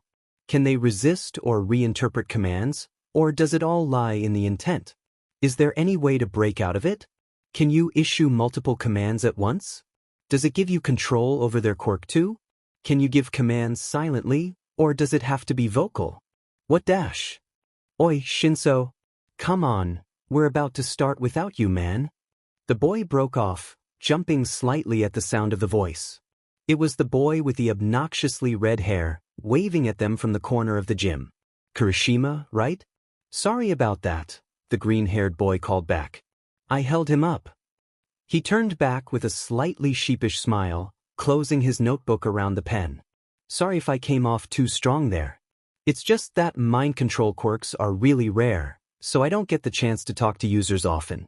I'd better let you get to class though. Aizawa-sensei's not known for his patience. Yeah. Okay, Hitoshi murmured, still a little whiplashed from the boy's unexpected reaction. His quirk was cool? Oh, and Shinso-san? Yeah. The boy had turned back towards him, and just for a moment, Hitoshi caught a glimpse of emerald green eyes, reflecting the faint smile playing around his lips. Just a word of advice. Aizawa-sensei values creativity and tenacity over orthodoxy. My quirk is brainwashing, not mind reading. You're gonna have to explain that a bit more. Your quirk may not be physical in nature, but it might give you access to resources that no one else has. Just thought I'd remind you of that. Okay. Hitoshi frowned, watching as the boy turned and walked away in the general direction of the main building. Still a bit bemused by their entire interaction, he ran after Kirishima, who led the way into the gym. So who was that guy? The redhead frowned, ping his head curiously at him. Dunno. An upperclassman, I think. Weird. Yeah, Hitoshi agreed absently as they rejoined their classmates. Now that the slowpokes have joined us, Aizawa droned wearily, we can continue the test. Next we're demonstrating grip strength. Everyone grab a scale. Hitoshi stayed back once again as the rest of his class stepped forward to grab a machine, but this time it was because his thoughts were still spinning around what that boy had said. Aizawa values creativity. Creativity? His quirk, while powerful, was pretty one note if he was being honest. He could take over people's minds, get them to do things they didn't want to do, but he couldn't trick a machine with it. Your quirk gives you access to resources that no one else has. Whoa dude, that's incredible. You hit 540 kilograms, someone called.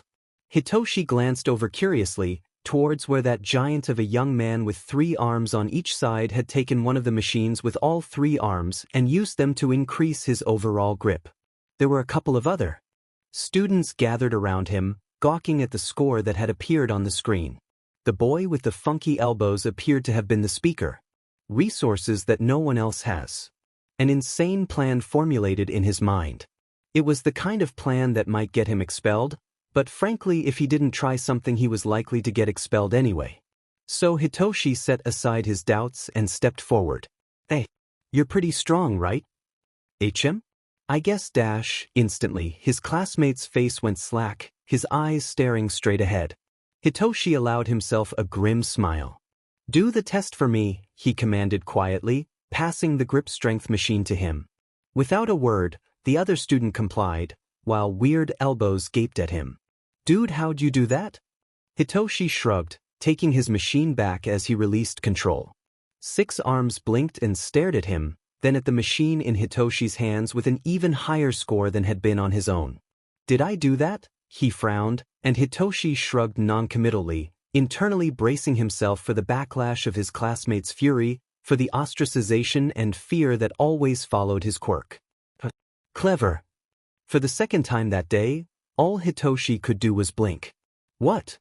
6 arms shrugged. He couldn't see him smile past the face mask he insisted on wearing, but he could hear it vaguely. You have some kind of control quirk, right? It's a clever way to apply it to a test like this, he clarified. But how'd you get a higher score than I did? I'm not sure, Hitoshi admitted. Maybe my quirk helped you to not overthink things. His classmate considered, then nodded. That could be it. Might be an interesting way to team up in a battle at some point. An interesting way to? You're suggesting that you want me to brainwash you again? Hitoshi stared in bewilderment. Well, I'm not gonna lie, it felt pretty weird, 6 arms acknowledged, but a quirk like that could be really effective in stopping villains.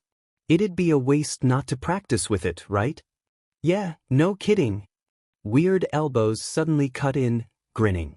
That power of yours is amazing, dude. I'm glad you're on our side. I guess, Hitoshi agreed, feeling almost dizzy in the face of his eager smile. Alright, we're moving on to the sit-ups, Aizawa called, his voice still the epitome of boredom. Pick a partner and get moving. Wanna team up? Elbows asked instantly, still grinning. Sure. Hitoshi glanced towards the teacher as he and his classmate Zero, he soon learned headed towards the mats, and was slightly surprised to realize that he was side-eyeing him appraisingly as well, the faintest of smiles touching his lips before he hid the expression in his scarf. It was such a stark contrast to his usual basilisk glare, Hitoshi actually stopped walking for a moment to stare. Looked like he wasn't going to be expelled for quirk abuse, then. There wasn't much he could do with his quirk to facilitate the sit-ups or the seated toe touch, but the long-distance run, the final event of the morning, was another matter. As the students gathered by the start line, Hitoshi quietly approached Ida. Hey, how fast can you go carrying another person? He asked. Well, it depends dash. Zero comment. Chapter 12. Chapter 13. Shinso Hitoshi 4. Shinso Hitoshi. Ida's face went slack, and at Hitoshi's command, let him ride piggyback. The brainwasher did his best to ignore the startled looks from some of their other classmates. He knew that he looked absolutely ridiculous, and he pretended that was all that was making them stare. In the end, they still managed to finish first, even with Hitoshi's added weight. Ida didn't take his manipulation as well as 6 arms or shuji, as he'd introduced himself had, but begrudgingly admitted it was a smart move, and even commented he thought this might have been his best time over this distance, especially considering the added burden of Hitoshi. Maybe his quirk really could help people avoid overthinking things. When the results came out, Hitoshi was honestly surprised and more than a little relieved to find he'd placed 15th, just above his sit-ups partner Shiro. The last place, Mineta Minoru, was told to go pack his bags. The boy wailed like a siren, tears gushing from his eyes, and a little blood leaking from his scalp, but Aizawa remained utterly unimpressed. As a matter of fact, Hitoshi could see a little more disdain clouding the man's eyes with every word to leave the boy's mouth. When the words, yaoyorozu and melons, appeared in the same sentence, any remaining vestiges of patience vanished in an instant, his eyes suddenly burning red and his seemingly unobtrusive scarf whipping out to wrap the little pervert up like a mummy. "Did I stutter?" he growled lowly, and his former student released a muffled squeak of fear. What is this?" "I get it," Bakugo snorted suddenly. "That's your capture weapon. You're Eraserhead, aren't you, the underground hero? I thought you seemed familiar." Aizawa-sensei, Hitoshi supposed that he'd earned the honorific, shot him an odd look, but didn't deny. Instead he returned his attention to Mineta, flicking the scarf, capture weapon, and allowing it to unravel. "If you understand your situation, then pack your bags and get out." Still sniffling but too terrified to protest further, Mineta left. Hitoshi did not fail to notice that he shot one more disgustingly hungry glance towards the girls as he did so. Nor did he fail to notice that all of them seemed to press a little tighter around Yaoyorozu, who looked rather pale as she crossed her arms over her chest. "Now that that's been taken care of," Aizawa-sensei sighed, snapping instantly back to his humdrum demeanor, "there are a few things that I need to give you all before sending you home for the day. So go on, back to the classroom with everyone. Except Bakugo." "What did I do? I want a word." Hitoshi followed the rest of the chattering crowd back towards the classroom, staying towards the back as usual, casting a curious glance towards where their teacher stood, speaking quietly to the scruffy blonde.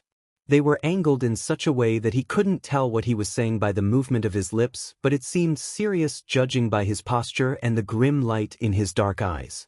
"So, Shinso-kun, what did you think of the test?" Uraraka asked brightly, falling into step alongside him and startling his attention away from them. At first, all he could do was stare at her. Was this the 3rd time today? She knew what his quirk could do now, and yet she still insisted on being his friend? "It was all right," he shrugged eventually. "Made me think outside the box a bit." "I know, right? I never would have thought of using your quirk that way.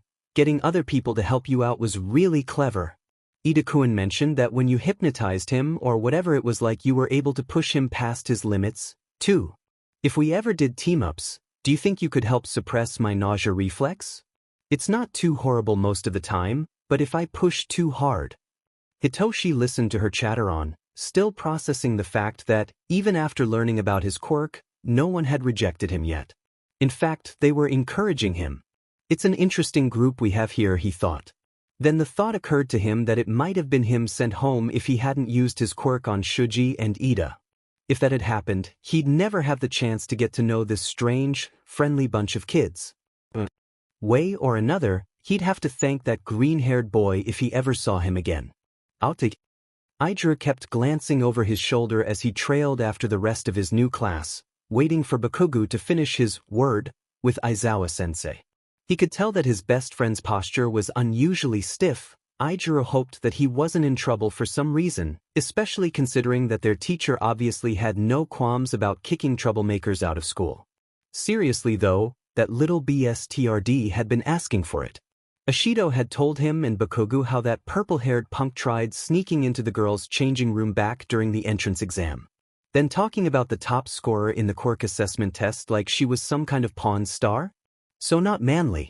Matter of fact, that was probably one of the least many things he had ever seen. Frankly, Aizawa was relieved that Punk had been expelled. Eventually,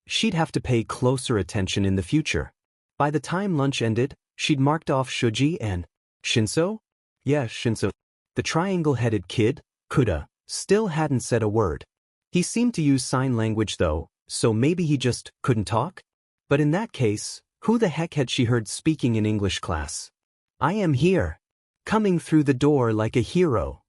The entire class burst into excited squeals and whispers as All Might himself entered the room. So the rumors about him being a UA teacher were true after all. He is one heck of an awkward teacher, though. Kyoka snickered to herself as he glanced over his notes with that iconic smile fixed into place. They were starting off with a bang, battle training, and in costume, too. She was impressed that the support teams had churned them out so quickly, but then again they were professionals. She quite liked her own outfit. It had a distinctly punk rock vibe, and the speakers fitted to her legs were gonna be sick for weaponizing her quirk. The other girls didn't look half bad either, although Yaoyorozu looked somewhat uncomfortable. Something wrong, Yamamo? Mina, as she'd insisted on being called, asked curiously, her head ped to one side as she pulled her sleeveless, fur-collared jacket on over her vibrant jumpsuit. Oh, Weiss, I'm fine. Just feeling a little exposed after the incident with Mineta, the other girl confessed, glancing over her own costume. Kyoka could understand what she meant. The bright red leotard in her briefcase had been cut to leave her skin uncovered from stomach to throat, leaving only a thin band over her chest to keep her assets in place. Otherwise, she was only provided with a stiff yellow skirt thing that hung low on her hips and left her legs bare from the upper thighs down, equipped with a small shelf for her to keep a book filled with chemical and mechanical processes that Kyoka couldn't have kept straight even if she'd wanted to. Frankly, she looked great, and the exposed skin was very much necessary for her quirk. But after being singled out by the class perverts so recently, it was probably a bit much. Yeah, I get that, Uraraka sighed. Honestly, I'm a little uncomfortable in my costume, too. It's a bit more skin-tight than I would have liked. Well, you could always request a change, Kyoka shrugged, pulling on her own leather jacket and smoothing out the collar. Like Yaoyorozu, maybe you could ask for something more like a sports bra? It could cover your chest a bit more and still leave your stomach and back free to create. Yeah, and maybe shorts instead of the skirt? Tsuchan, as she'd insisted on being called, piped up, tilting her head to one side and resting her finger on her chin. Or at least biker shorts to put underneath the skirt. But either way, it's up to you. Yaoyorozu smiled, a flicker of relief entering her dark eyes. Thank you, Jiru-san, Tsuchan. I'll consider it. Kyoka shrugged again, but smiled just the same. When they'd first met, Yaoyorozu had seemed like your typical arrogant, slightly snooty rich girl, and the fact that she'd been accepted into UA on recommendation hadn't helped her case. But then the Mineta thing had happened and suddenly she'd been humanized, seeking support and friendship among the other girls and smiling with a genuity and gratitude that was frankly dazzling when they freely gave it. Since then, she'd quickly shown herself to be kind, too, offering to help anyone who wanted it during study hall and eagerly engaging them all in conversation during lunch, focusing far more on asking about their lives than telling them about her own. In a weird way, Kyoka was grateful to Mineta for that. If it hadn't been for him, she might not have become friends with Yaoyorozu so quickly. Soon after that, they headed outside. The boys looked great too. Even Mr. Pikachu. Actually, she was a little surprised by how much his aesthetic complemented her own, all the way down to the leather jacket and cargo briefs. She found herself wondering what kind of music he listened to as she turned her attention back to All Might. All right, why newbies, he boomed, fists planted on his hips in a power pose. Let's get started. The class was randomly split into 6 groups, mostly of 3s, but there was one group of 4.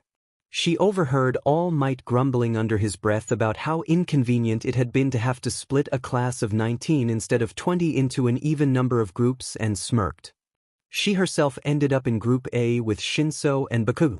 Group B was Ida, Uraraka, and Tokoyami. C was Yaoyorozu, Todoroki, and Kirishima. D was Kuda, Satu, Ajuru, and Hagakure. E was Shuji, Aoyama, and Mina. And F was Tsuchan, Pikachu, and Siro. Ida complained a bit about the randomness of the groupings, but Uraraka looked thoughtful. I mean, if you think about it, she pointed out slowly. Heroes often have to team up with whoever arrives on the scene. They don't always have a choice of partners. Ah, I see, Ida mused, his voice muffled by his medieval-style helmet. I understand. Please forgive my rudeness. No sweat. Comment. Zero comment. Chapter 14. Chapter 15. Jairu Kyoka 2. Jairu Kyoka. Ah, I see, Ida mused, his voice muffled by his medieval-style helmet. I understand. Please forgive my rudeness. No sweat. From there, the groups were to be randomly matched against each other as heroes and villains, with the latter hiding and defending a fake nuke while the former tried to find and capture them. The groups had 10 minutes to plan between exercises, then 15 minutes to reach their objectives. So it's basically an expanded version of our entrance exam, Hagakure had commented to Shinso. Except, not working alone and not going up against third years. The first pairing pitched Group C as the heroes against Group E as the villains. The two groups were given 10 minutes to strategize and otherwise prepare.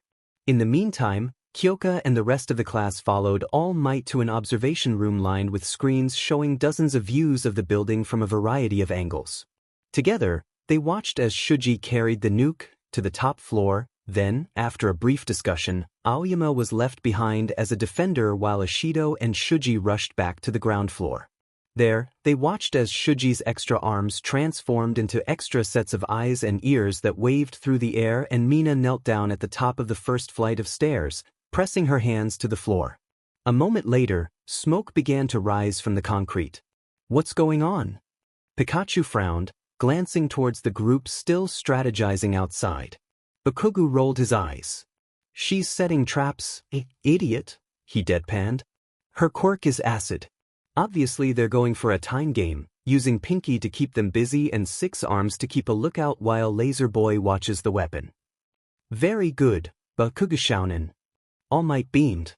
It's an excellent strategy, taking advantage of each group member's strengths. When time ends in 2 minutes, we'll see the hero's response. The hero's response, at least initially, was to send Todoroki forward. The dual-toned boy laid one hand against the wall, and Kyoka and the rest of her classmates gaped as ice swept from his fingertips, rapidly encasing the entire building. Like, they could feel the cold from the observation room, it was so intense. Take note of Todoroki Shounen's technique, class. All Might called, shivering. He used his power in such a way that it would hopefully neutralize the villain team without compromising the weapon itself. Yeah, on most teams that would have worked, Bakugo agreed, pointing at the screen, but against these guys. Kyoka quickly saw what Blasty meant by that. Mina's acid easily melted through Todoroki's ice, and she quickly freed Shuji as well. Aoyama had a harder time of it, but he could shoot lasers from his stomach, so he managed to get free too. Still, the ice would slow them down, not to mention muffle sounds, so that Shuji would be less effective at identifying the locations of their pursuers, so it wasn't like it had been a wasted strategy. The heroes walked through the front door, Kirishima in the lead and Todoroki at the rear, while Yaoyorozu walked between them, pulling a strange device right out of her stomach. What's that supposed to be? Shiro frowned now. It looks like one of those spy thingies in movies, Hagakure commented. The hearing whatchamacallits. She's trying to figure out where the villains are. Uraraka realized. That's right, Uraraka Shoujo. It's a smart move. A hero should always gather as much information as possible when walking into a potentially dangerous situation. Things progressed steadily from there. Mina and Shuji continued higher and higher through the building, the latter informing the former of the hero's whereabouts, while they continued setting traps throughout the various hallways and stairwells. Mina got them good a couple of times, like at the first stairwell, where she weakened and carved away a portion of the cement so that it collapsed underneath them. Kirishima managed to quickly harden his hand, driving it into the cement to keep from falling before reaching back to try to catch Yaoyorozu's hand, but he missed, so Todoroki, who hadn't yet reached that portion of the staircase, had to catch her instead. But Todoroki's ice slowed the villains down, and almost 10 minutes into the battle trial and on the third floor, Mina tried to get too ambitious, melting away an entire portion of the floor, allowing the heroes to catch up. Instantly, Todoroki stepped forward, ice flashing out from his right foot and immobilizing Shuji and Mina in seconds. Mina tried to use her acid to free herself, but Kirishima got there before she could. Kyoka couldn't hear them from this distance, and their voices weren't projected on the screens, but she could tell that the pink-haired girl was yelling dramatically while the redhead wrapped her and Shuji in capture tape and let Todoroki and Yaoyorozu run ahead. Without any traps blocking their way, they reached Aoyama and the nuke in no time. Another flash of ice and some tricky maneuvering from Yaoyorozu to avoid Aoyama's last-ditch attempt at firing his laser later, they had captured the weapon. Kyoka's classmates cheered as All Might announced the hero team's victory. Kirishima used his hardening to chip Shuji out while Mina just used her acid. Todoroki meanwhile stepped forward to press his left hand to the ice encasing Aoyama, and it instantly transformed into steam. Dang, that guy has 2 quirks? Zero and Pikachu gaped. Next up, these guys. All Might announced, holding up Group D as the heroes, and Group B as the villains. Hagakure cheered, and Ida groaned. It may be for training, he sighed as he, Uraraka, and Tokoyami began to make their way towards the next building, but it still pains me to be aligned with the villains. This fight was considerably more one-sided than the last. Uraraka had the brilliant idea of making the nuke float, then wrapped the capture tape around it and had Tokoyami's dark shadow attach it to the building's outer wall, out of reach from any window and just too far down to grab from the roof. With that done, the 3 of them took up strategic positions around the building to spy on and ambush the hero team. Ida took Kuda down first, since his ability to control animals made him an excellent spy, and they didn't want to risk him discovering the location of the bomb too soon. He was fast enough to zip in, snag him with the capture tape, and zip away again before the other heroes had a chance to react. After that, it was 3-on-3. Uraraka took down Satu, darting in when he and Ajuru split up to look for the weapon on the 2nd floor. One touch and he was floating up by the ceiling. Ida arrived a moment later with the capture tape. Then he and Uraraka set off to look for Ajuru together. Tokoyami found Hagakure trying to sneak up the stairs to the 4th floor. Or rather, Dark Shadow did. Honestly, Kyoka had lost track of her. She only found out later that she'd squeaked in surprise when Dark Shadow swooped overhead, and that was the only reason she was caught. Surprisingly, Ajuru gave them the most trouble. He managed to take Ida by surprise by leaping through the window of one of the rooms and bringing his tail down on the back of his head hard enough to give him a concussion before darting away again, seconds before Uraraka managed to tag him. Ajuru used his tail as a climbing tool, getting to the higher floors by climbing out the windows and skipping the stairs entirely, on top of which it meant that he very nearly captured the weapon before the villain team could get back to it. Fortunately, however, Dark Shadow managed to get him around the waist and haul him back a few feet away from the papier-mâché nuke, holding him firm until Uraraka could float herself out the window and get him with the capture tape as well. Uraraka threw up and very nearly passed out after that, but still grinned and managed a shaky, "Worth it." Hi everyone, if it's possible, could you take a minute of your time and put a review about the story that's really going to make my day? Comment. 0 comment. Chapter 15. Chapter 16. Jairu Kyoka 3. Jairu Kyoka. Uraraka threw up and very nearly passed out after that, but still grinned and managed a shaky, "Worth it." Then it was Kyoka's turn. Pikachu, Tsuchan, and Zero as the villains, and her, Bakugo, and Shinso as the heroes. It was an odd dynamic, to say the least. Both of her teammates clearly didn't like interacting with people much, and even showed it in similar ways: clipped, sarcastic, abrasive comments and lots of grumbling under their breath. Unfortunately, the combination of 2 people like that on the same team was not a good one. The result? Jairu was forced into the awkward position of mediator. "So, let's talk quirks," she declared loudly, clapping her hands together in an effort to break off a glaring contest between the 2 boys. "Mine is called Earphone Jack. I can use these both for scouting by plugging into a wall and listening to the vibrations, and a fence by plugging them into the stereos on my boots and amplifying my heartbeat. You guys?" Lord Grumpy spoke first, sighing with a world-weary air. "My quirk is called Explosion. It's basically what it sounds like. I sweat something like nitroglycerin and then fire explosions from the palms of my hands.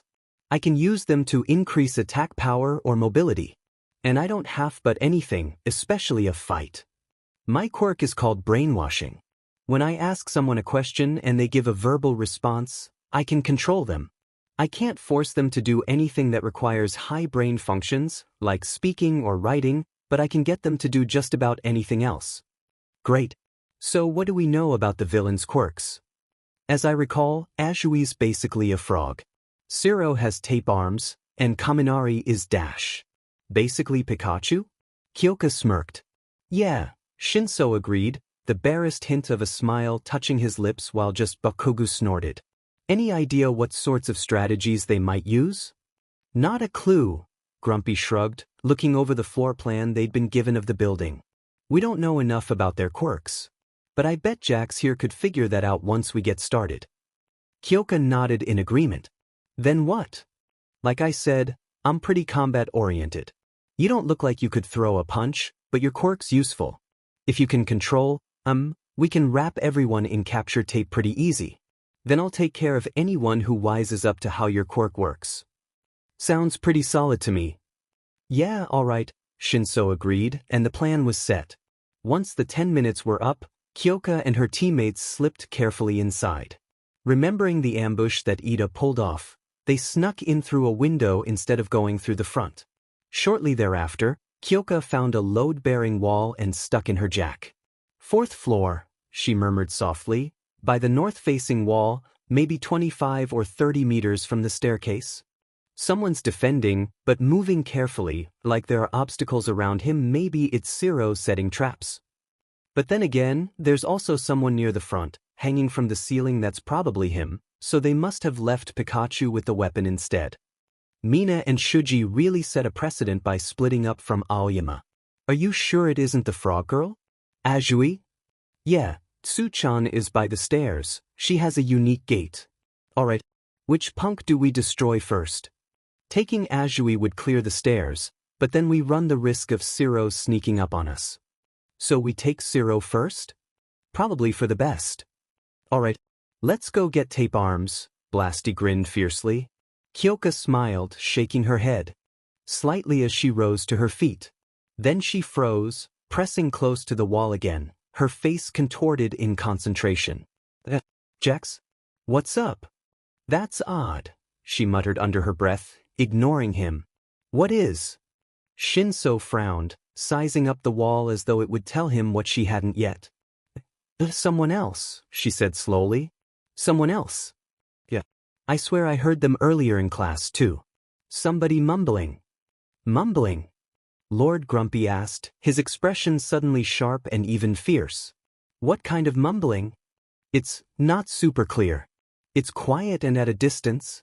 I think they're near the stairs. So what the frick is he saying? Blasty demanded. Calm down, Shinso growled warningly. You're going to give us away to the other team. Damn it, Bags, this is more important, he snapped back, a flash of danger in his red eyes. Bags? Jax, what is he saying? Something about range? Kyoka stuttered, taken aback by Bakugo's ferocity. Tongue extension? And stealth? I don't know, it's too quick and quiet to tell details. Bakugo released a shaky breath. He looked dazed. I'll go check it out. You guys stay here. What? Bakugo, you can't just rush off and abandon the mission. Mission? We're frickin' heroes, Bags. If there's something happening during the test, then we need to know what's going on, he snapped, and suddenly Kyoka and Shinso both froze. He had a point. If someone had somehow infiltrated the test, then they could potentially be in serious danger. Evidently, All Might thought the same thing. Xiaozhou, I overheard the situation over your earpieces. All Might's voice sounded in their ears. Thank God he had the foresight not to use the PA system, Kyoka thought. I need more details about the intruder's location.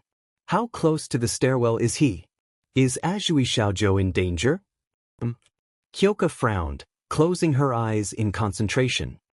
Actually, judging by the few words I've been able to catch, he may be talking about Tsu-chan's quirk. I think he might actually be watching her.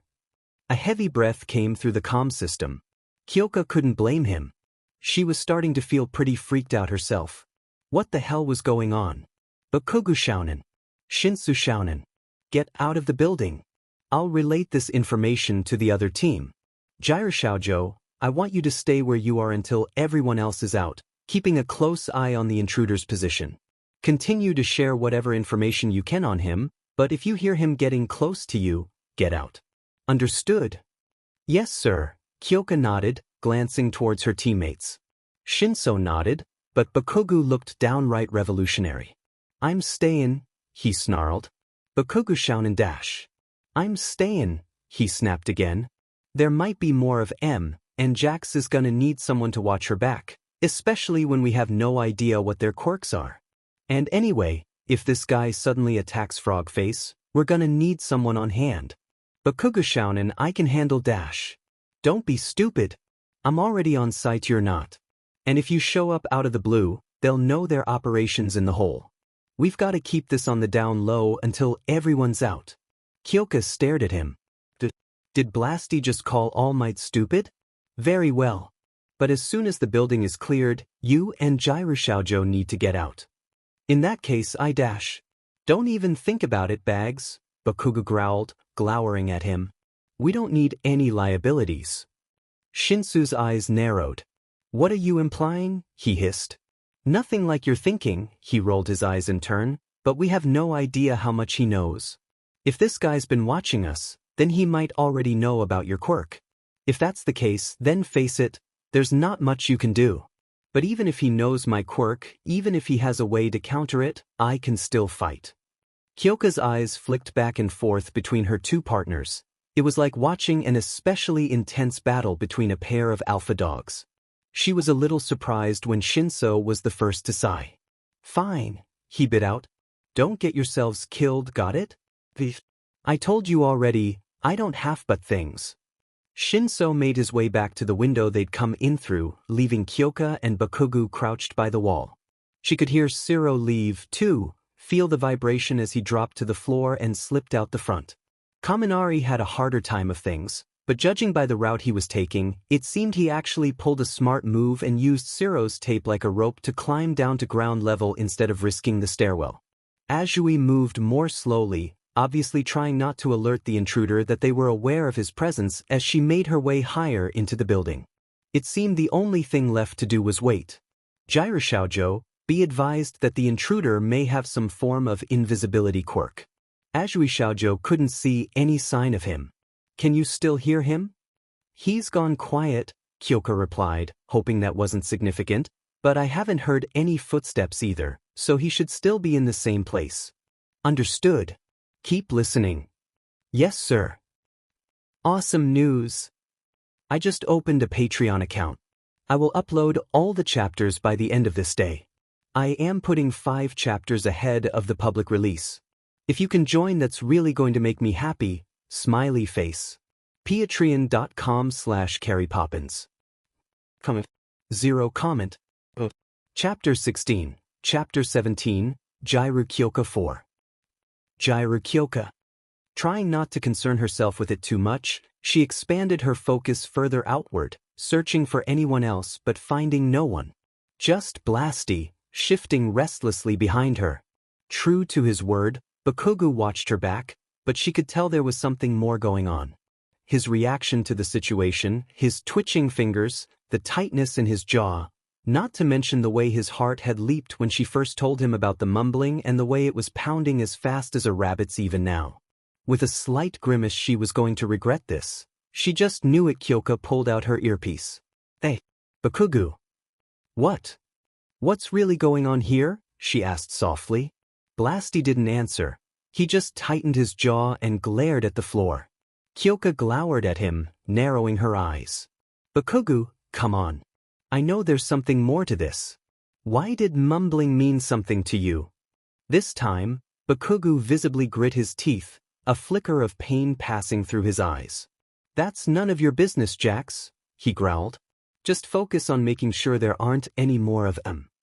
Kyoka frowned, but she knew a losing battle when she saw one. Sighing quietly, she put the earpiece back in just in time to hear All Might declare, "Jirishaojo, Bakugo Shounen, your classmates have made it back. Get out of there now." "Yes, sir." "Bakugo, what are you doing?"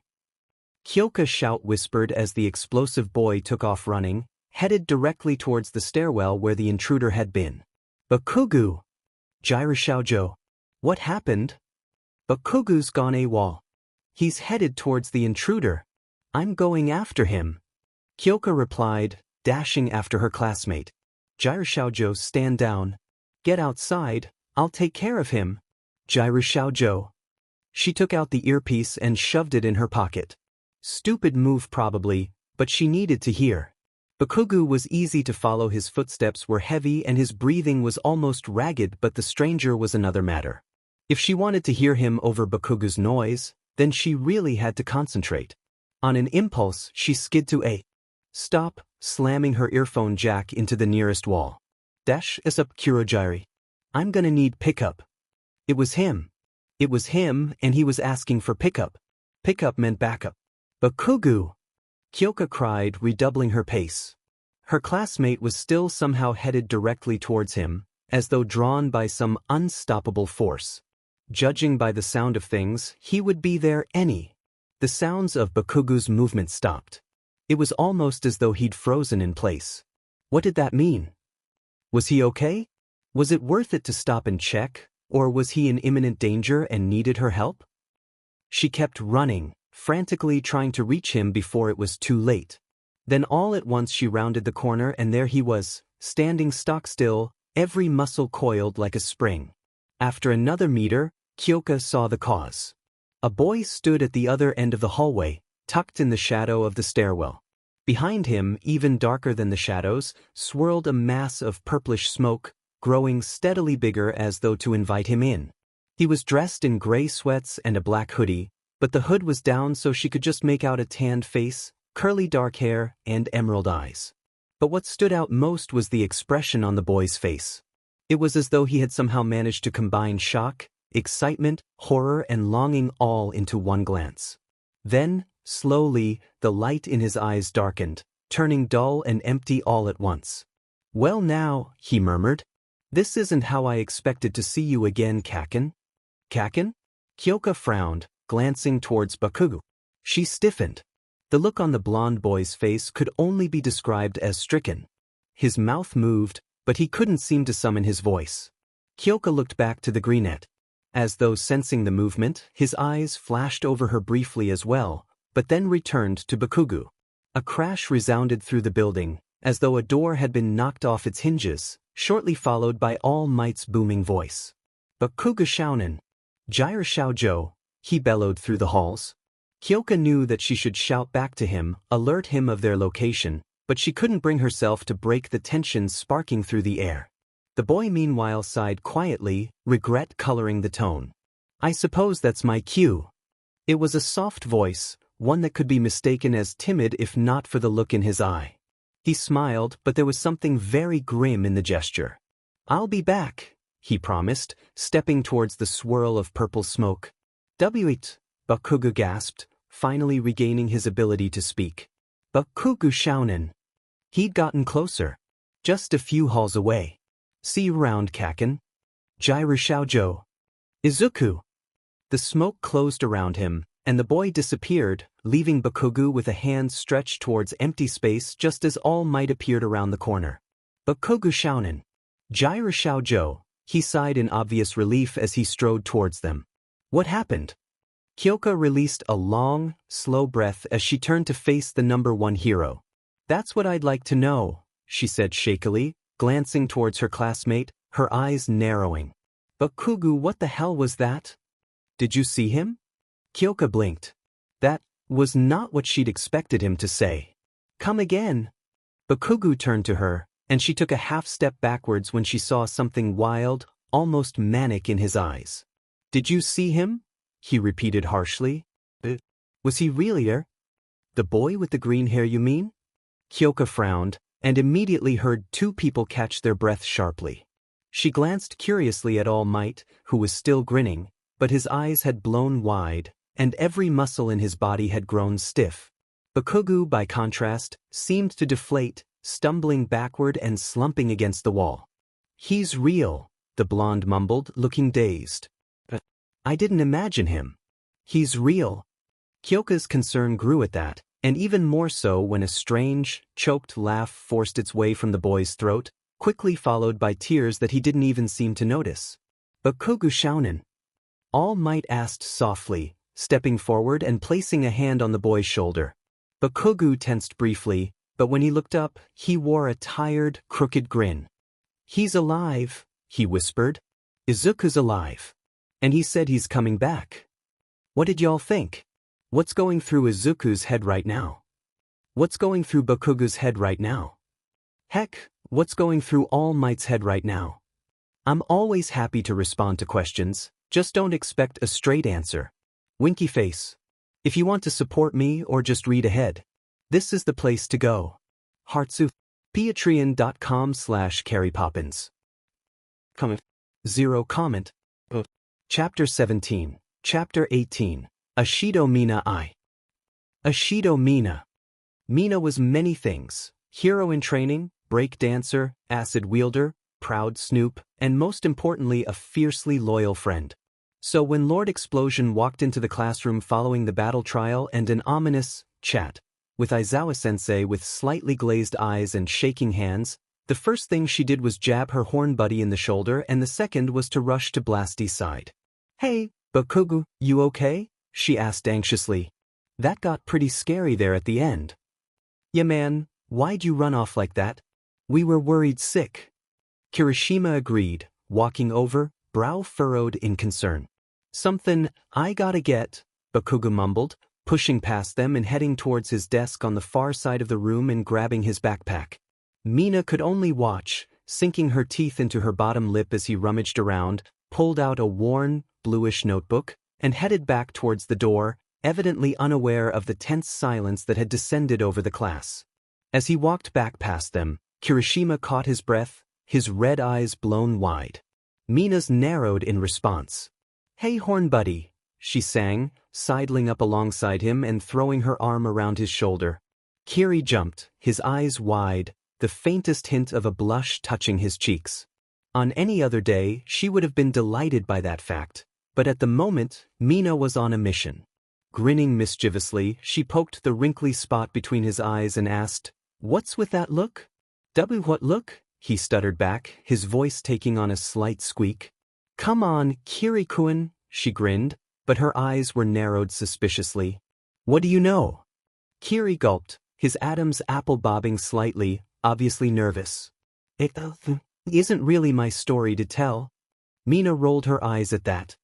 "Oh please Kiri-kun. You know you can't keep a secret from me." He stared at her, and she stared right back, her smile growing increasingly smug as she watched his resolve crumble before her. "It's just that notebook," he muttered finally. "He, found it last year. He thinks it belongs to Izuku." Mina's eyes blew wide, suddenly understanding why her red-haired friend had been reluctant to talk about it. What she did not understand was why Kyoka's head suddenly snapped up 3 desks away, her dark eyes wide and bright with interest. "What was that?" she asked, a little sharply. Mina blinked at her in surprise. Her friend had returned from her own chat with the teachers some 20 minutes earlier, and up until now had maintained a stubborn sort of disinterest in the world around her, despite being bombarded with questions by Kaminari and Shiro alike. "What was what?" Kiri blinked, equally bemused. "That name," the girl clarified, her earphone jacks waving dismissively as though to brush aside the brief distraction. "What was it?" "You mean Izuku?" Mina asked, her head ped to one side. Again, Kyoka seemed to twitch involuntarily. "Who is that?" she asked, suddenly urgent. "He was an old friend of Bakugo's," Mina replied, too startled to deflect or redirect the question, "but he died a few years ago." "What did he look like?" their classmate pressed now, leaning forward at her desk, eyes wide. Others were taking notice too, starting with Kaminari and Shiro, but quickly followed by Shinso and Suchan. Honestly I'm not really sure how to describe him," Kiri-kun admitted. "Ashido and I never met him, only seen his photo like, twice." Bako transferred into our middle school after he died. Ooh, wait, idea. Mina piped up suddenly, whipping out her phone and pulling up a search engine. Her horn buddy sidled closer to her, watching as she typed a few different words into the search bar. Izuku, Mustafu, death. Dude, Kirikuan groaned, are you seriously trying to look up his obituary? Hey, cut me some slack. Given how little I actually know about the guy, I'd say it was pretty creative. Mina replied defensively, clicking search. Yeah, fine, just don't blame me when Bakugo tries to kill you for being nosy again. Yeah, Mina mumbled, hitting the first result as it appeared. Local boy commits suicide. Quirk discrimination at its most dangerous. Dang, it's a tabloid article. Mina sighed as she scrolled past the first paragraph. Ooh, but there's still a picture. This is him, right, Kiri? Here, let me just... A few clicks later, she passed the phone to Kyoka, allowing her to examine the image filling her screen. That of a boy somewhere in his late preteens with a smattering of freckles, green hair, green eyes, and a wobbly smile. Holy see, Kyoka mumbled under her breath, leaning back from the device. Shinso quickly stepped forward at that, peering at the picture over her shoulder. A deep frown creased his forehead, but otherwise he didn't react. What's wrong, Kyoka-kun? Achiko frowned, glancing from her to the phone and back again. You know the intruder at the battle trial today? Their classmate replied slowly. Well, this kid, Midoriya Izuku, he looks just like him. What? Mina practically screeched, vaguely aware that Shinso looked increasingly disturbed. You mean like Blasty's buddy has a clone or something? Or something, Kyoka shrugged helplessly. He was older than in this photo, more like our age than a middle school kid, but either way, Bakugo definitely thought it was him. Called him Vizu, and the kid called him Kaken. It was weird though. He asked me if I'd seen him too, like he didn't quite believe it. Oh gods, Kirikuan gasped, looking just as dazed and wide-eyed as Kyoka had as he sat heavily back on a desk, oblivious to Ida's immediate reprimand about respecting school property. Actually, honestly, he looked a little bit horrified. So back then, and I thought, oh gods, I'm such an idiot. Kirishima-kun? The redhead shook himself from his stupor to find all eyes on him. He blushed slightly, obviously not expecting their stares, and shifted uncomfortably, his eyes flicking towards the door. Probably in anticipation of Blasty's inevitable return. He managed elegantly, casting a look that screamed help, directly at Mina, who just shrugged in response. Hang on, Toru interrupted wittingly or unwittingly saving him. Mina couldn't tell, her flailing sleeves the only indication of her impassioned movement.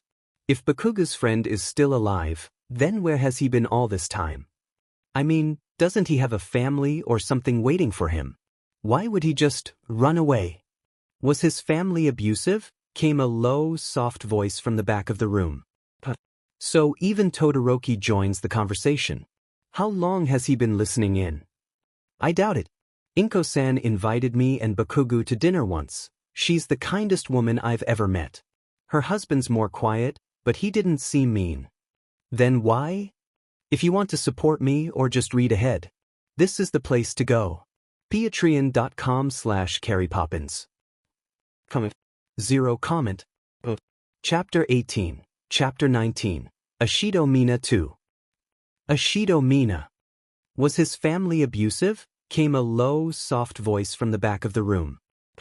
So even Todoroki joins the conversation. How long has he been listening in? I doubt it. Inko-san invited me and Bakugo to dinner once. She's the kindest woman I've ever met. Her husband's more quiet, but he didn't seem mean. Then why?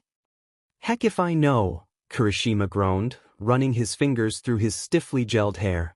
The police said it was suicide. They found his backpack on a bridge overlooking the river. And heck if Bakugo knows either. Guy's been hoping for news about Izuku for years. If he'd known he was alive, he'd blown up the entire country looking for him. But that's kind of sweet. Toru crooned. I don't know that I'd call it sweet so much as obsessive, Shinso frowned. Either way, just don't say it to his face. Mina snorted, reclaiming her phone from Kyoka's desk. As her classmates began concocting conspiracy theories, she found her eyes drawn to Midoriya Izuku's face once more, quietly tracing his features with her black and gold eyes. He looks sweet, pure, like your stereotypical cinnamon roll, but shy seemed to dominate his posture and his wobbly smile. Perhaps shy was even too light a term. Insecure might be a better one. Who are you, Midoriya Izuku? She wondered, closing out of the picture and scrolling back to the top of the article. Actually, it said disappointingly little about Izuku himself, but there was one little itty-bitty glaring detail that needed clarification. Hey Kirikuen. Yeah. Was Izuku quirkless? Kirishima blinked at her, then his eyes took on a thoughtful expression. Actually yeah, now that you mention it, Bakugo did say something about that once. Then how the heck did his clone break into the school? The class went dead silent for a few moments. Then everyone exploded. Do you think he was hiding it? Idiot, why would anyone do that? Maybe he's a late bloomer? You kidding? The latest anyone's ever manifested was age 7. It's not impossible. It could be that he had some sort of random mutation. But that doesn't explain why he disappeared for 3 years. We weren't talking about his disappearance, Karo, just his quirk. Maybe he was kidnapped for some kind of government experiment. Kaminari hollered only to have the entire class stare at him. Well, it would explain how he got a quirk. What a mad banquet of darkness, Tokoyami sighed wearily. I mean, we don't actually know he has a quirk, do we? Yeah, it could be that he doesn't have a quirk, just that someone else was using their quirk on him. There was some kind of teleportation quirk. Everyone froze, turning towards Kyoko once more. Seriously? Shiro gaped. Aren't those, like, super rare? Kyoko shrugged. I don't think it was his quirk though.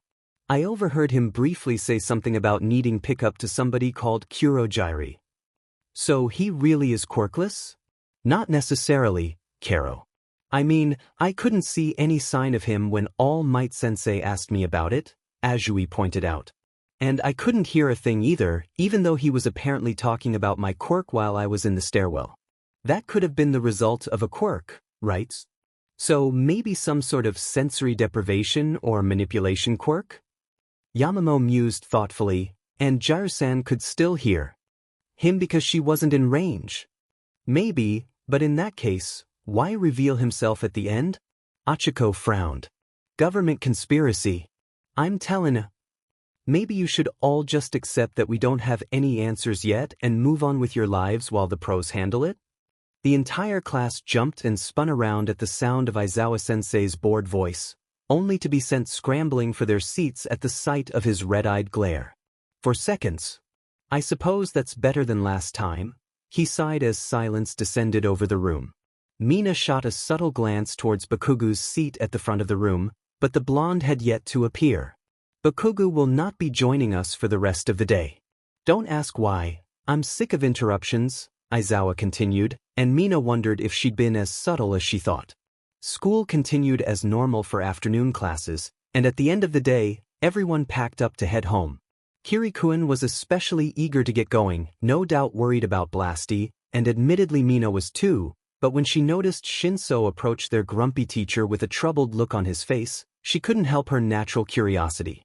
So, she slowed down, listening intently as her fellow classmates shuffled past her. Aizawa-sensei? Yes, Shinso, what is it? The man sighed, sounding exhausted as usual. I think I've spoken with the intruder. Mina didn't even have to fake fumbling with her textbooks at the boy's confession. She was so surprised she was impressed that she didn't drop her entire backpack. When? Aizawa-sensei asked, still calm, but something in his voice had grown sharper, more alert. On the first day of school, during the quirk assessment, there was a short boy with a black hoodie.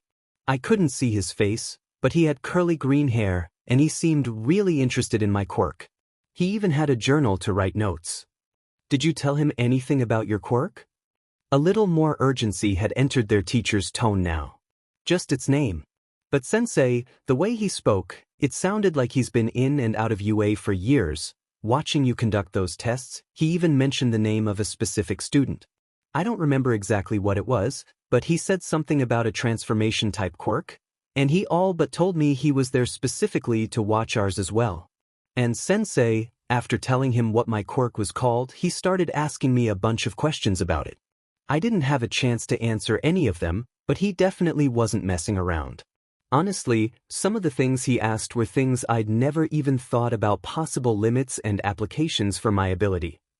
If they were anything like the questions in the notebook Bakugo showed me, then I can believe it. Aizawa-sensei groaned softly, his voice slightly muffled. Mina chanced a glance towards them and watched their teacher rubbing his hands over his face.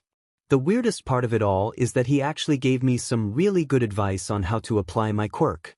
Honestly, I think that's the main reason I passed the test. What did he say? He said that you value creativity, and that my quirk gives me access to resources no one else has. Well, he wasn't wrong, Aizawa-sensei muttered. He may have just been trying to goad you into using your quirk so that he could analyze it, but it's impossible to know for certain. Why didn't you come forward sooner?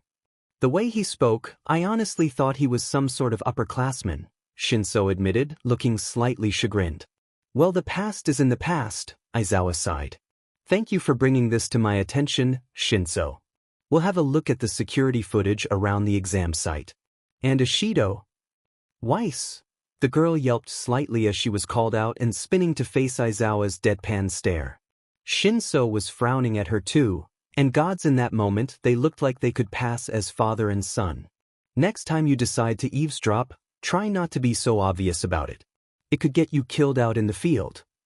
Yes, sir, she cringed in reply. If you want to support me or just read ahead, this is the place to go. Patreon.com/CarryPoppins. Comment. 0 comment. Chapter 19, Chapter 20, Ishido Mina 3. Ishido Mina. Can you tell us what it's like to work so closely with All Might? Are you one of All Might's students? Tell us, what's the symbol of peace like in person? How is he faring as a teacher? What are you learning? What's it like having All Might as a teacher? Hey, are you in All Might's class? Oh wait, aren't you that sludge villain kid? Walk away before I blow that mic all the way to Tokyo. Blasty grit his teeth in a snarl, grabbing Mina's and Kirishima's wrists and muscling his way through the throng of reporters desperate to snap up students for interviews. Mina stumbled after her friend, a little touched by his rough show of affection for them. As soon as they made it past the school gates, he released them, growling, "Frickin' vultures," under his breath. You no kidding. I mean, we're minors. It's not really manly to harass us all like that, Kirikuin agreed. Mina smiled at that. Kirishima had apparently spent the night in a sleepover with Bakugo, and it looked like it had helped. It was nice to have Blasty at least mostly back to his old self. That didn't mean she wasn't still hella curious about what went down yesterday, but she knew better than to pester the guy right now.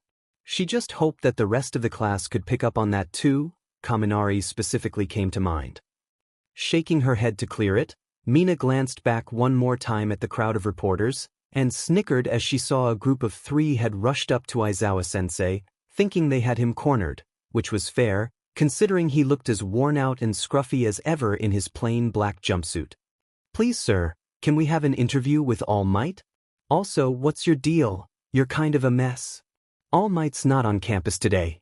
Now get out of here, you've disturbed my students enough already, the man sighed, taking the last straggler, is that Aoyama, by the shoulder and hauling him inside before heading towards the classroom. All right, if you won't bring All Might out here, then I'll go in and get him myself, one especially enthusiastic reporter determined, stepping forward. Only to shriek in alarm when a red light turned on and a series of metal sheets dropped from the wall, completely sealing off the entrance and leaving Kirikuin and Mina gaping over their shoulders. Homeroom still in 3 minutes, Aizawa-sensei warned as he passed them, his hands shoved into his pockets. Right, sensei? They rushed up to the classroom with about 30 seconds to spare and hurried to their seats. Mina dropped into the chair just as Aizawa-sensei stepped into the room, closing the door behind him. All right, I went over the footage of yesterday's battle training. You all did very well for the most part. Bakugo, we've already discussed this at length, but running headlong into a dangerous situation when you didn't have very much information was a stupid move. You need to get your emotions under control if you want to be an effective hero. Yeah, whatever, Blasty grumbled, but Mina knew him well enough by now to tell that her friend felt guilty about the whole thing.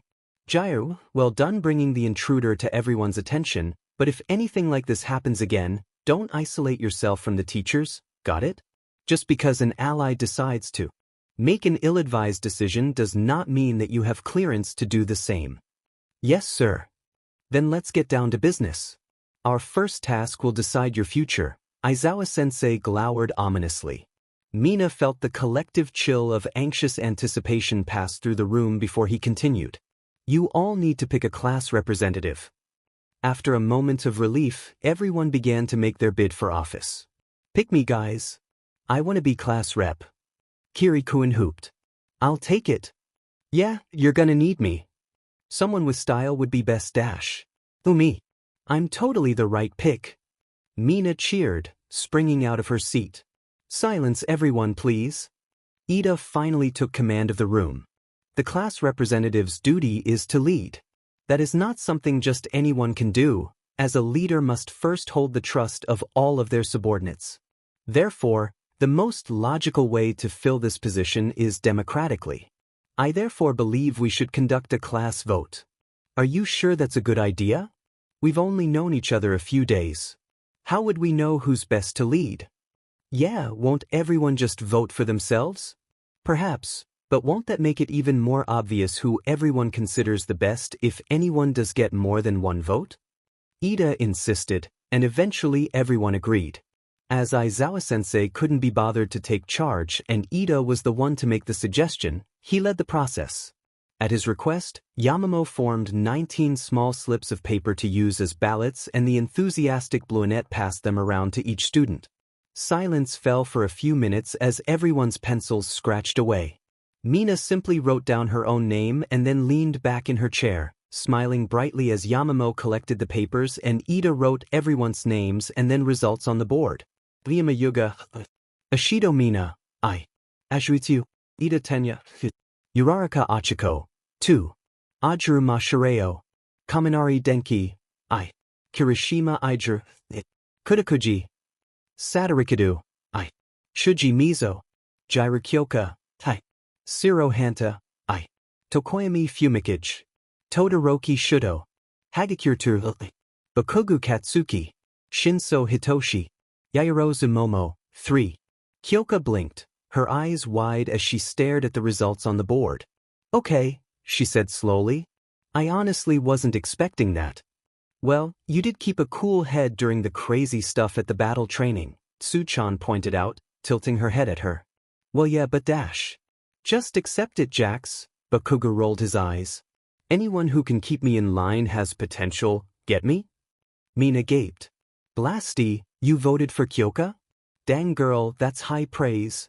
A few people laughed at that, and Bakugo just glowered, slapping a hand over his cheek and ducking his head. Was he blushing? Or just irritated? It was difficult to tell with him. All right then. Jiru's class rep and Yaoyorozu's deputy. Ida and Uraraka can be secretary and treasurer, I don't care who's who. Treasurer. Achiko's hand shot up instantly. I'm really good with money stuff. Then I will graciously accept the position of secretary, Ida nodded to her with an approving if slightly disappointed smile. Good. Now let's move on. Chapter 20, Chapter 21, Ashido Mina 4. Ashido Mina. Before long, morning classes had ended and everyone was headed to lunch. Mina eagerly plopped down beside Kirikuin, bumping him with her hip until he'd slid over so that she could sit in front of Blasty. The blonde boy quirked an irritated eyebrow at her, taking a bite of his extra spicy curry without so much as blinking. So, she prompted, smiling at him. So what? He sighed back, obviously resigned to his fate. So, why'd you vote for Kyoka-chan? Ida thought you'd vote for yourself. Mina broke into a grin as the explosive boy immediately rose to the bait. None of your business, panda eyes. Excuse me, you're my friend. If you have a crush, then it is my beeswax, Mina replied, going for her best sassy pout and trying not to blush as Kirikuin snorted into his noodles. The frick dash? That's not what this was about, idiot. Oh, then there's no harm in telling me, right? Damn it, Panda Eyes. Bakugo groused, then shoveled another bite of curry in his mouth, glowering at the table as he struggled to collect his thoughts. Mina tried not to laugh, but she didn't even bother biting back a grin. Blasty was just too fun to mess with. Look, it's like I said earlier, he grunted finally. She proved herself to me, that's it. I mean, not everyone can handle my CRP, and then there was bags on top of it, and when I went AWOL. Well, she proved that she would have my back, you know? Ah. Mina squealed, pressing her hands against her cheeks. Dude, Kirikuin beamed, wiping telltale tears from his eyes. That was incredible. Oh, good grief. No bro, I mean it. That was super manly dash. Without warning, an ear-splitting electronic wail pierced the air, sending Mina's hands clapping over her ears. What the heck? She yelled, shooting to her feet. Warning. Level 3 security breach. Please evacuate in a calm and orderly fashion. The hell is that supposed to mean? It means we've got to move. Come on. In minutes, it seemed that they were lost in the seething crowd of people, knocked and buffeted about by a sea of elbows and stamping feet. Mina could vaguely hear Kirishima shouting, trying to get everyone to settle down. It didn't appear to be working, but at least he was trying. Somewhere off to the left, she could hear Blasty cursing someone out for stepping on his foot. Then, all at once, there came the roar of an engine and a sharp, slightly tinny voice bellowing, "Everybody calm down." Heads throughout the hallway snapped up to where none other than Ida had appeared over the main exit to the hallway, pressed against the wall he had apparently hit, clutching a megaphone in his hand. For a second, Mina wondered how the heck he'd gotten up there, until she caught sight of Kyoka, Yamamo, and Achiko standing by one of the windows, Yamamo's shirt unbuttoned and Achiko nervously holding her hands close together, watching Ida, and she suddenly understood. Everyone, there is no need to panic. Ida continued, still calling through the megaphone. It's just the media outside, everything's fine. Now remember who we are. We are UA students and we need to act like it. Let's show everyone that we're the best of the best. The screams quickly transformed into nervous laughter and murmuring as various people peered out the windows lining the hall, confirming his story and rejoicing as the police arrived to get the stupid reporters off the campus. Meanwhile, Ida peeled himself away from the wall and kicked off, floating back to where the other members of their class's student council were waiting, all wearing relieved smiles. Kyoka reached up with one of her earphone jacks to pull him back to ground level, and Achiko released her quirk, returning gravity to him. Mina simply allowed herself a nod of approval. They really had chosen the best people for their class officers. Even if Ida had looked a little bit like the emergency exit sign up there. And if Blasty and Pikachu overheard her snickering and by the end of the day half the class started calling Ida emergency exit, then how was that Mina's fault? Come on in, boys, Inko smiled, holding the door open for the two kids standing on her porch with overnight bags slung over their shoulders. Thanks, Inko-san. Aijiro grinned at her, hopping inside and pulling Katsuki along with him. Thanks for having us over. Happy to have you. It's too quiet around the house with just myself and Hisashi, the green-haired woman replied brightly, although she couldn't help casting a nervous glance towards Katsuki as she said it. The blonde boy merely grunted in acknowledgement, as quiet as Mitsuki had warned her he might be.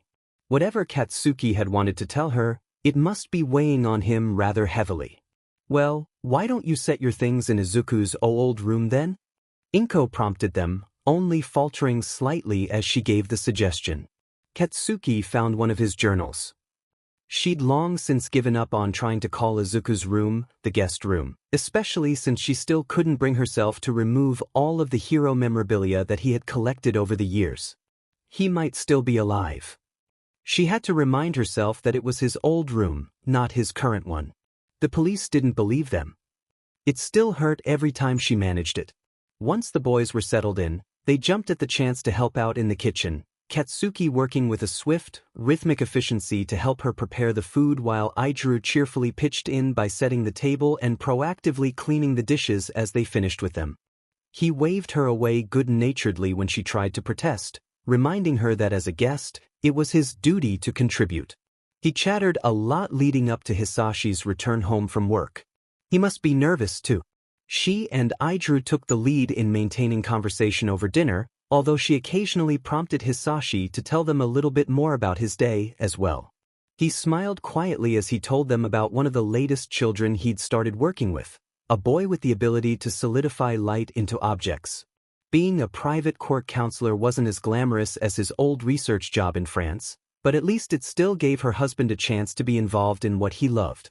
A lot of what he was saying about quirk factors and the mechanics of the ability itself went over Inko's head, but it at least intrigued Katsuki enough for the boy to raise his eyes from his barely touched plate. As dinner came to an end, Hisashi and Aidru volunteered to clean up, since Inko and Katsuki had taken the lead in preparing dinner. It was about that time that Inko finally worked up the courage to gently rest her hand on the boy's arm and ask him what was on his mind. "Oh, Basin," he whispered eventually, dragging his eyes up to meet her gaze. "I saw him." Inko's breath hitched in her throat, her hand tensing against his skin, heart pounding as desperate hope warred for Demps with grim practicality. "And this time," Katsuki added, a little bit more fiercely, "I wasn't the only one." Inko forced herself to breathe, bit the inside of her lip to ground herself and refused to let her vision not to tunnel as the hope won and her heart abruptly began to settle. "Tell me everything." Just to clarify, timeline-wise the outtake happened in the middle of the chapter. That was the sleepover Mina mentioned Bakugo and Kirishima having. I know this one was pretty dialogue-heavy, but personally I feel that a lot can be revealed in dialogue, from personalities to major plot points to plot twists to foreshadowing. So yeah, pay attention to dialogue in my stories. Smiley face. If you want to support me or just read ahead, this is the place to go. Patreon.com/CarryPoppins. Comment. 0 comment. Chapter 21. Chapter 22. Aizawa Shoyuta I. Aizawa Shoyuta. Shoyuta lowered the notebook with a groan, reaching up to rub the space between his eyes with the heel of his hand. 1 week into the new school year, and he already knew that his new class was going to leave him with worse migraines than the last 3 combined. And it wasn't just because of the class itself. The strange and frankly alarming circumstances that seemed to follow them around would be a decisive part of it too, from the mysterious intruder to the decayed gates during the media storm yesterday. He wanted to believe they were separate incidents, especially considering that the first intruder had demonstrated his ability to come and go without anyone noticing, but his gut told him otherwise. Mindlessly, Shoyuta grabbed his mug of coffee and took a sip, making a face as he realized that it had gone cold in the hours he'd spent decoding the disturbingly remarkable notebook Bakugo had lent to him a couple of days before. The author had written in 3 different languages, Japanese, English, and French. Why French? Both with the traditional alphabets and shorthand, implying that some of his notes were taken on the fly and others with more thought. Honestly, it wasn't so much a code as a deterrent, but the almost seamless flow from one language to another, sometimes in the middle of a thought or paragraph, was nothing short of vexing. Truth be told though, it was a testament to the author's intelligence. Despite the nature of mixed language and shorthand notes, his grammar and vocabulary were astoundingly good in all 3, even when he switched languages mid-sentence. He didn't really seem to have a pattern to it, which reeked of fluency in all 3 languages. It was almost frightening, the amount of time and dedication it must have taken the writer to learn it all, but truthfully, the information it contained was what terrified Shoyuta the most. Times, Aizawa, Eraserhead, Shoyuta, times. Quirk, Erasure. Affiliation, Independent Underground Hero, UA Hero Course Teacher. Erases the quirks of those in his line of sight. Pros. Can erase any emitter or transformation type quirk effects. Highly intelligent. Observant. Specializes in information ops and stealth missions. Martial arts expert, acrobatic style, very adept with his capture weapon, see notes. When he wears his goggles, it's difficult to tell whose quirk he's erasing, especially since it only requires line of sight, not eye contact. Cannot erase heteromorphic quirks, but he can erase any emitter/transformation-like effects, see notes. Can only erase the quirks of those directly in his line of sight, see notes. Specializes in one-on-one combat and sneak attacks. Although capable in more drawn-out fights, he appears to slow down as time goes on. His quirk doesn't give him any special combat advantage except to level the playing field. He has a tell. His quirk has an emitter side effect where his hair floats when it is active, also appears to affect his scarf, research further. Possible that his quirk causes dry eye or a similar condition, see notes. Notes/questions. What exact effect does erasure have on emitter-like transformation quirks? Capture weapon is his scarf, likely a carbon fiber alloy judging by flexibility combined with strength. Does it float as an added emitter side effect? Or is there some element of electronics? Edit, probably the former. Doesn't affect heteromorphic quirks, would indicate that erasure doesn't attack the quirk itself but rather the quirk factor. Heteromorphics don't require any activation. The mutation doesn't disappear. What sort of energy is emitted to affect a quirk factor? Can it be replicated/blocked? Can't erase effects if he can't see the person to whom the quirk belongs, even if he can see the person affected. Can't erase the quirk if he can't see the person. What counts as seeing the person? He has to blink more often the longer his quirk use extends. It would appear that his quirk causes some sort of strain on his eyes. There was more. So much more, all marked and connected with color-coded annotations, which were usually in kanji.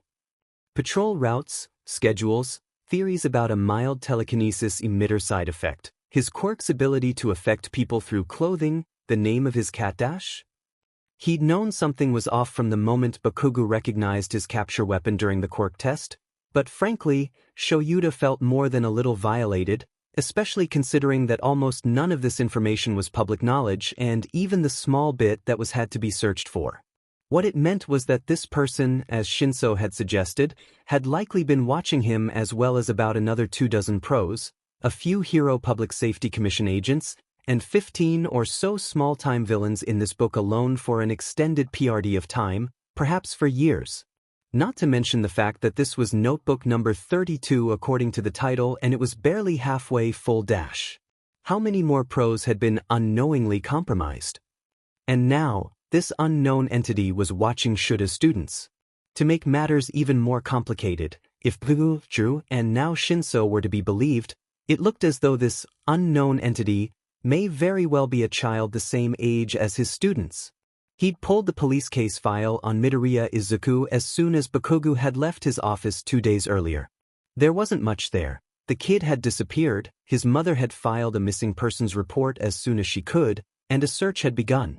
His backpack was found on a bridge, still containing all of his textbooks, identification, and a short note to his mother, but there was no sign of the owner. There wasn't even a sign of a struggle. It didn't take long for the police to start dredging the river, but they never found anything. No body, no nothing. But, because there were no leads, witnesses, or otherwise evidence for a kidnapping, the police were still forced to make the unfortunate conclusion 2 weeks later: suicide. And now Midoriya Izuku might be back from the grave. Unfortunately though, he hadn't been able to confirm any of it. Somehow, even though they had at least 3 witnesses to the boy's presence on campus, it seemed that not a single security camera had caught sight of him. Nizu was both surprised and thoroughly impressed by that particular development, but Shoyuta just felt his blood pressure rise a little bit higher. Maybe the problem child really did have some kind of invisibility quirk, even though every known type of registration had him marked as functionally quirkless. Not even a vestigial mutation to fool anyone with. Shoyuta could feel the beginnings of a headache pounding through his skull. There were too many questions. Who was this kid? Where had he been all this time? What were his motives and who was supporting him? Because Shoyuta refused to believe this child had the resources to be acting alone, and anyway Jiraiya had mentioned someone named Kurojirai yesterday too? Were his actions being taken under duress? Was the boy in danger? How much danger were his students in, or even Shoyuta himself? And what was he supposed to do about it now? The exhausted pro-hero shot a glance at the clock. 7:15 a.m. He had to get to campus. Good thing he'd slept in his hero clothes. What 3 hours he'd gotten before his anxieties pulled him back into the world of the living. Groaning, Shoyuta pushed himself to his feet and grabbed his mug of cold coffee, intent upon reheating it as he idly flicked on the radio to keep him company. Landslide on Nabu Island was mysteriously redirected last evening just before it reached a highly populated recreational beach area. No heroes are stepping forward to claim the rescue, and authorities are beginning to wonder if, perhaps, it was simply a freak and extremely fortunate happenstance. However, the sole reported witnesses of the event, Shimano Mahoro and Katsuma, ages 8 and 6, claim that there was a hero present. Although if the man was in fact involved, the question of whether he is an underground hero avoiding media attention or a vigilante remains to be answered. In other news, yet another pro-hero suspected of tax evasion and embezzlement has been arrested by the Poly Dash. Shoyuta turned the knob to change the channel to something more local as he set his kettle on the stove, only half listening as he absent-mindedly patted Red Bean's head. The cat mewed at him, searching for breakfast no doubt. Stage situation in downtown Tokyo at the bank on 3rd Street and Main, where 4 villains have broken into the vault. They've taken several of the employees here hostage, as well as a young girl who was visiting with her mother when, oh my goodness! Shoyuta paused as he placed Red Bean's meal on the floor beside her, his curiosity piqued. Only to groan as, even over the radio, he heard the overly exuberant cry of, "Never fear! For I am here!" Of course he was. Of course he was throwing himself into hero work at 7:25 a.m. when he was supposed to be going to class and he had students that needed him. They were supposed to be doing rescue training today, and if it was just him and 13, it would be a heck of a lot harder to manage all his rowdy kids. But enough of that. He didn't have time to wait around. Instead he flicked the radio off, grabbed a jelly pouch from the fridge, pet Nezuko's head one last time and hurried to campus. Thankfully his students were all waiting for him when he walked into his homeroom class at exactly 8 a.m., utterly silent and eyes bright and eager as they waited for the morning's announcements. He wondered if Jairu or Shuji had been listening out for him. "You're learning," he acknowledged simply, taking his own place behind the lecture podium. "Now, class rep, go over the day's announcements." "Yes, sir." "If you want to support me or just read ahead, this is the place to go. Patreon.com/CarryPoppins. Comment. 0 comment. Chapter 22, Chapter 23, Aizawa Shoyuta 2. Aizawa Shoyuta. The day passed at its usual pace. Shoyuta did his best to catch up on the sleep he'd lost. He calculated that he managed to get another hour or so in before his students returned from lunch, ready for hero basic training. "Today, we'll be doing something a little bit different," he announced. "Me, All Might, and another faculty member are gonna oversee your training at an off-campus facility." Eagerly whispered and I think a whispering by "this was a stealth mission" comments immediately broke out through the entire classroom and Shoyuta resisted the urge to groan audibly. He really did not get enough sleep to deal with this. "What kind of training will we be participating in, sensei?" called Ida, much too forcefully as usual, his arms moving at sharp angles that were going to take someone's eye out one of these days. "Rescue training. We're going to start teaching you how to deal with disasters. Fires, shipwrecks, landslides, things like that. Anyway, grab your costumes if you want and head outside. I'll meet you there." Mosto, who was he kidding, all of the class showed up in their hero costumes, excited to try their gear in a new setting. He supposed that he could respect their eagerness to learn. He just hoped that no one had bitten off more than they could chew, diving into a new situation in costumes they were still getting used to. Getting everyone on the bus was its own special hell. Not because any of his students were being especially difficult, but rather because Ida was a little more exuberant about keeping everyone organized than Shoyuta was prepared to handle at the moment. Thank heavens for Jairu, quietly stepping in and reminding him that there was no assigned seating, so how about he just take roll to make sure they didn't leave anyone behind. When the bus finally started on its way, Shoyuta closed his eyes, falling into a light doze, lulled by his students' conversations. Hard for anyone else to understand. So glad the media weren't there. Like the new costume, Yamamo. It really. What was Present Mike saying about? So Bakugo, I tend to just say whatever's on my mind, so I have to ask, what exactly happened during the battle training the other day? Shoyuta startled awake as all other conversation on the bus vanished in an instant. Obviously, Azui wasn't the only one who had been wondering. See, come on, guys, that's not manly, putting Bakugo on the spot like that, Kirishima's voice piped up. Shoyuta could imagine him nervously fiddling with his hair while simultaneously reaching out to make sure his friend didn't explode on anyone. Literally. Nah, it's fine, came Bakugo's weary sigh, and with it Shoyuta stiffened slightly. He was actually rather surprised the blonde gave in so easily. Trying to get him to talk after the training had been worse than pulling teeth, which he may or may not know due to personal experience. But there are some things I'm not gonna talk about, get it? So don't bother pressing. That's fine, Azui spoke up again. You don't have to talk about anything you don't want to. So how much did these two knuckleheads already spill? Hey, that's not fair. Ashido whined, and Shoyuta rolled his eyes. Gonna deny it, Panda Eyes? No. But Kyoka started it. That's kind of true, Jairu admitted guiltily.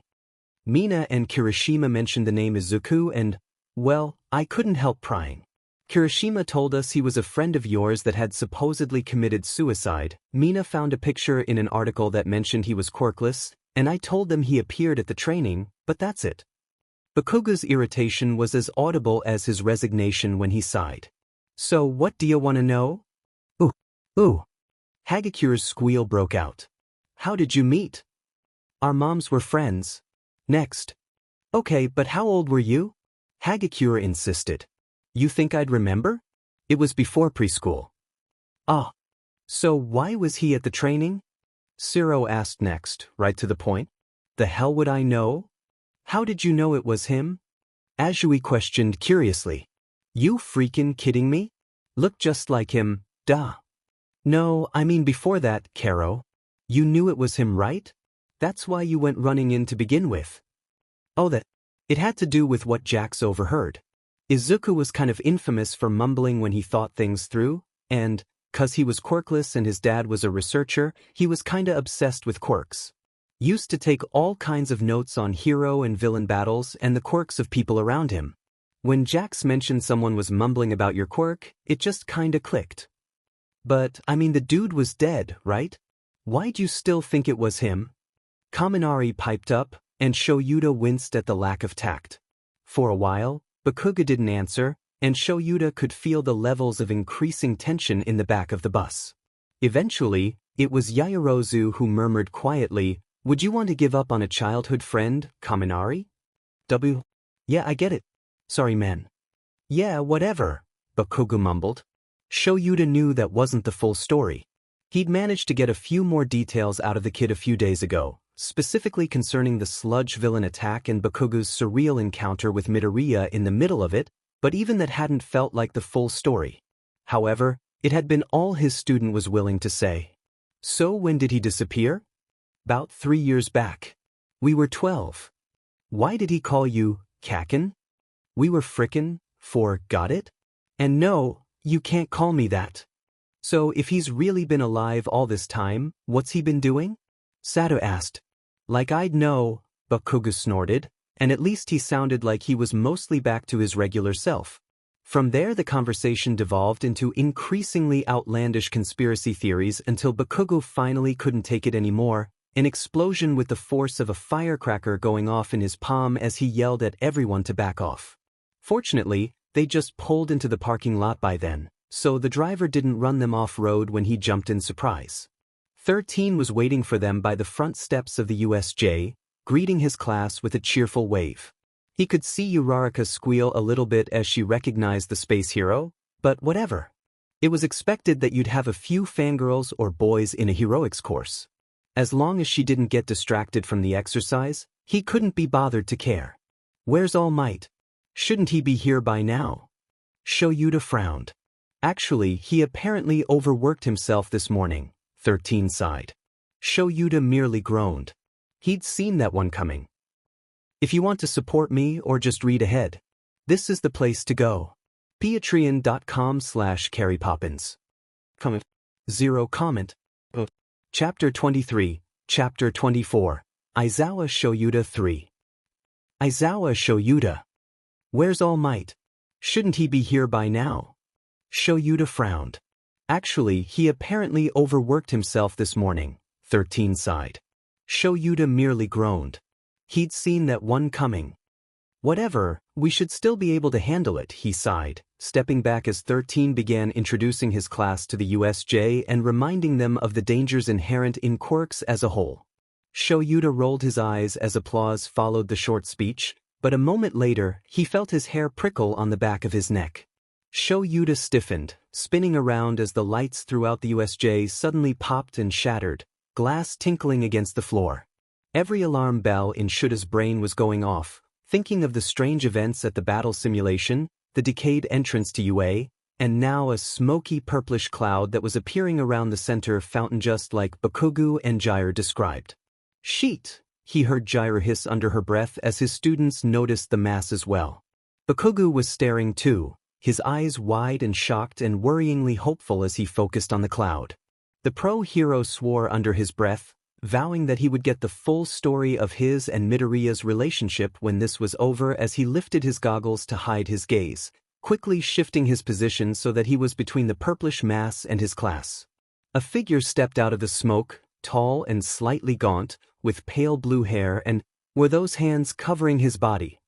More figures appeared out of the smoke, including a giant covered in scars with a bird-like face and an exposed brain, but strangely Shoyuta did manage to find a little comfort in the fact that none of them matched the description of Midoriya Izuku. "Where is he?" the first villain hissed, his voice harsh and raspy, like he was ill. "Where's All Might? He was supposed to be here." Deku lied. "He lied to me to make me look bad in front of Sensei." Deku did try to call off the attack. A new voice, deep and echoing oddly, sighed as the smoke took the shape of a tall figure dressed in slacks and a formal vest. So this was the teleporter. Kurogiri, right? Perhaps this was the reason. Hold on, has the exercise started already? Kirishima frowned. I thought we were rescuing people? Stay back.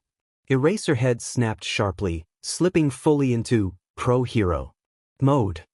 This is real. Those are villains. What? Why aren't the alarms going off? It's probably someone's quirk. Kaminari, use your quirk to try and contact the school. 13, protect the students. I'll hold them back.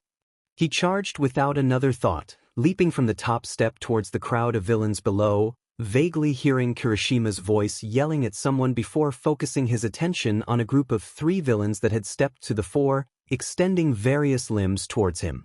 Long-range attackers. Deal with them quickly. A flash of his eyes, and all 3 villains were left fumbling in confusion before his scarf whipped out of nowhere to seize them around the waist and send them flying in all directions.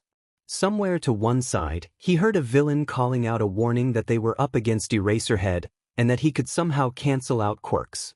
Eraserhead frowned at that, his thoughts spinning. He'd thought that the portal these villains arrived by was the same as the one Midoriya Izuku escaped by, but if that were true, then shouldn't these villains be more well-informed? They didn't know the exact nature and function of his quirk, nor were they aware of his ability to seize the 4-armed heteromorphic villain with his scarf and send him flying and then slamming to the ground. Not to mention they didn't recognize him initially, when the sketch in Midoriya's journal was more than accurate enough. Could they have been separate incidents after all? Could it all just be a coincidence?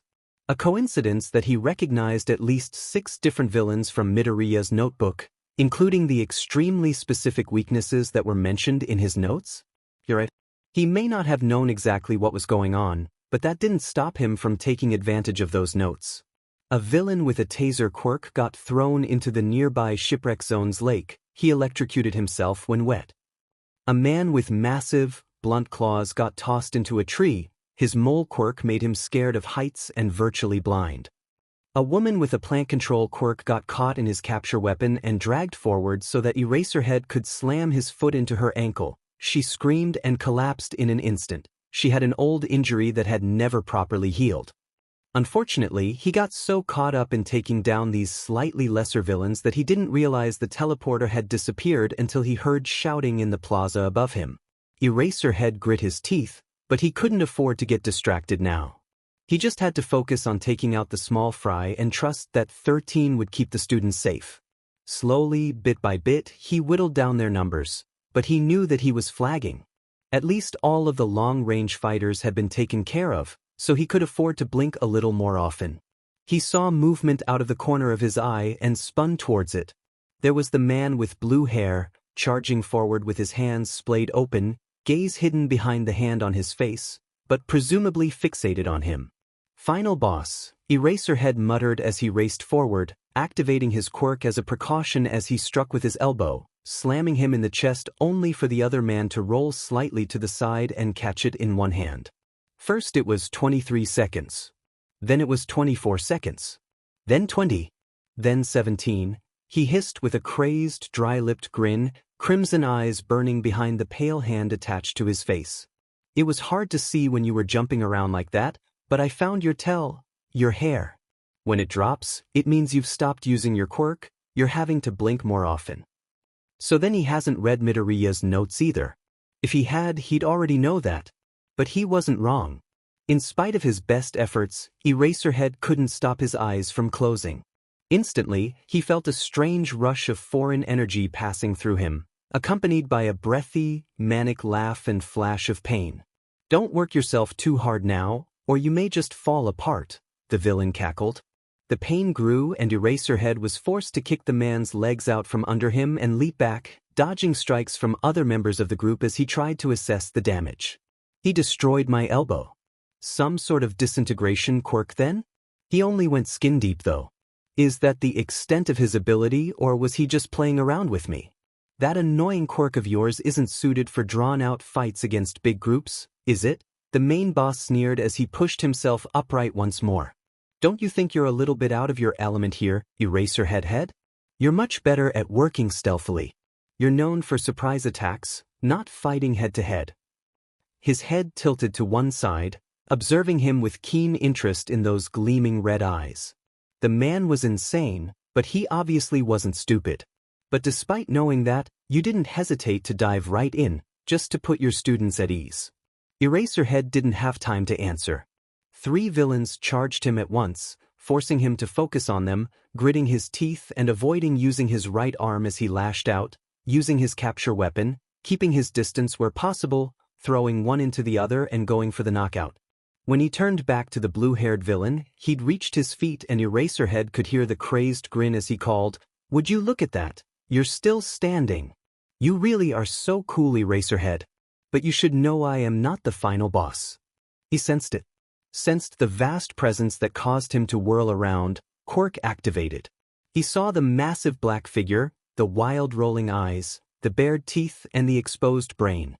He felt the dread pulsing in his stomach as the villain raised one massive fist. He began to leap away, bringing his scarf taut in front of him as a weak barrier against the strike. No Muhalt. Everything and everyone around Eraserhead froze in an instant, including the giant villain that he was sure had been about to kill him, or at least about to try. Well, not quite everyone. The hand's villain, after a millisecond of growing tense, reached up to his neck and began to scratch at it, careful to keep his pinkies raised, something Eraserhead took careful note of, but still hard enough to draw blood. "Kurogiri," he hissed, "how could you?" Eraserhead turned to see the smoky villain take shape behind a new figure wearing plain gray sweatpants, crimson high tops, and a black jacket, the hood raised to conceal his face. He was short, but he carried himself with his head held high. His very aura demanded attention and respect. It seemed a very different person than the one in the photo he'd found with the police file, but still, could it be?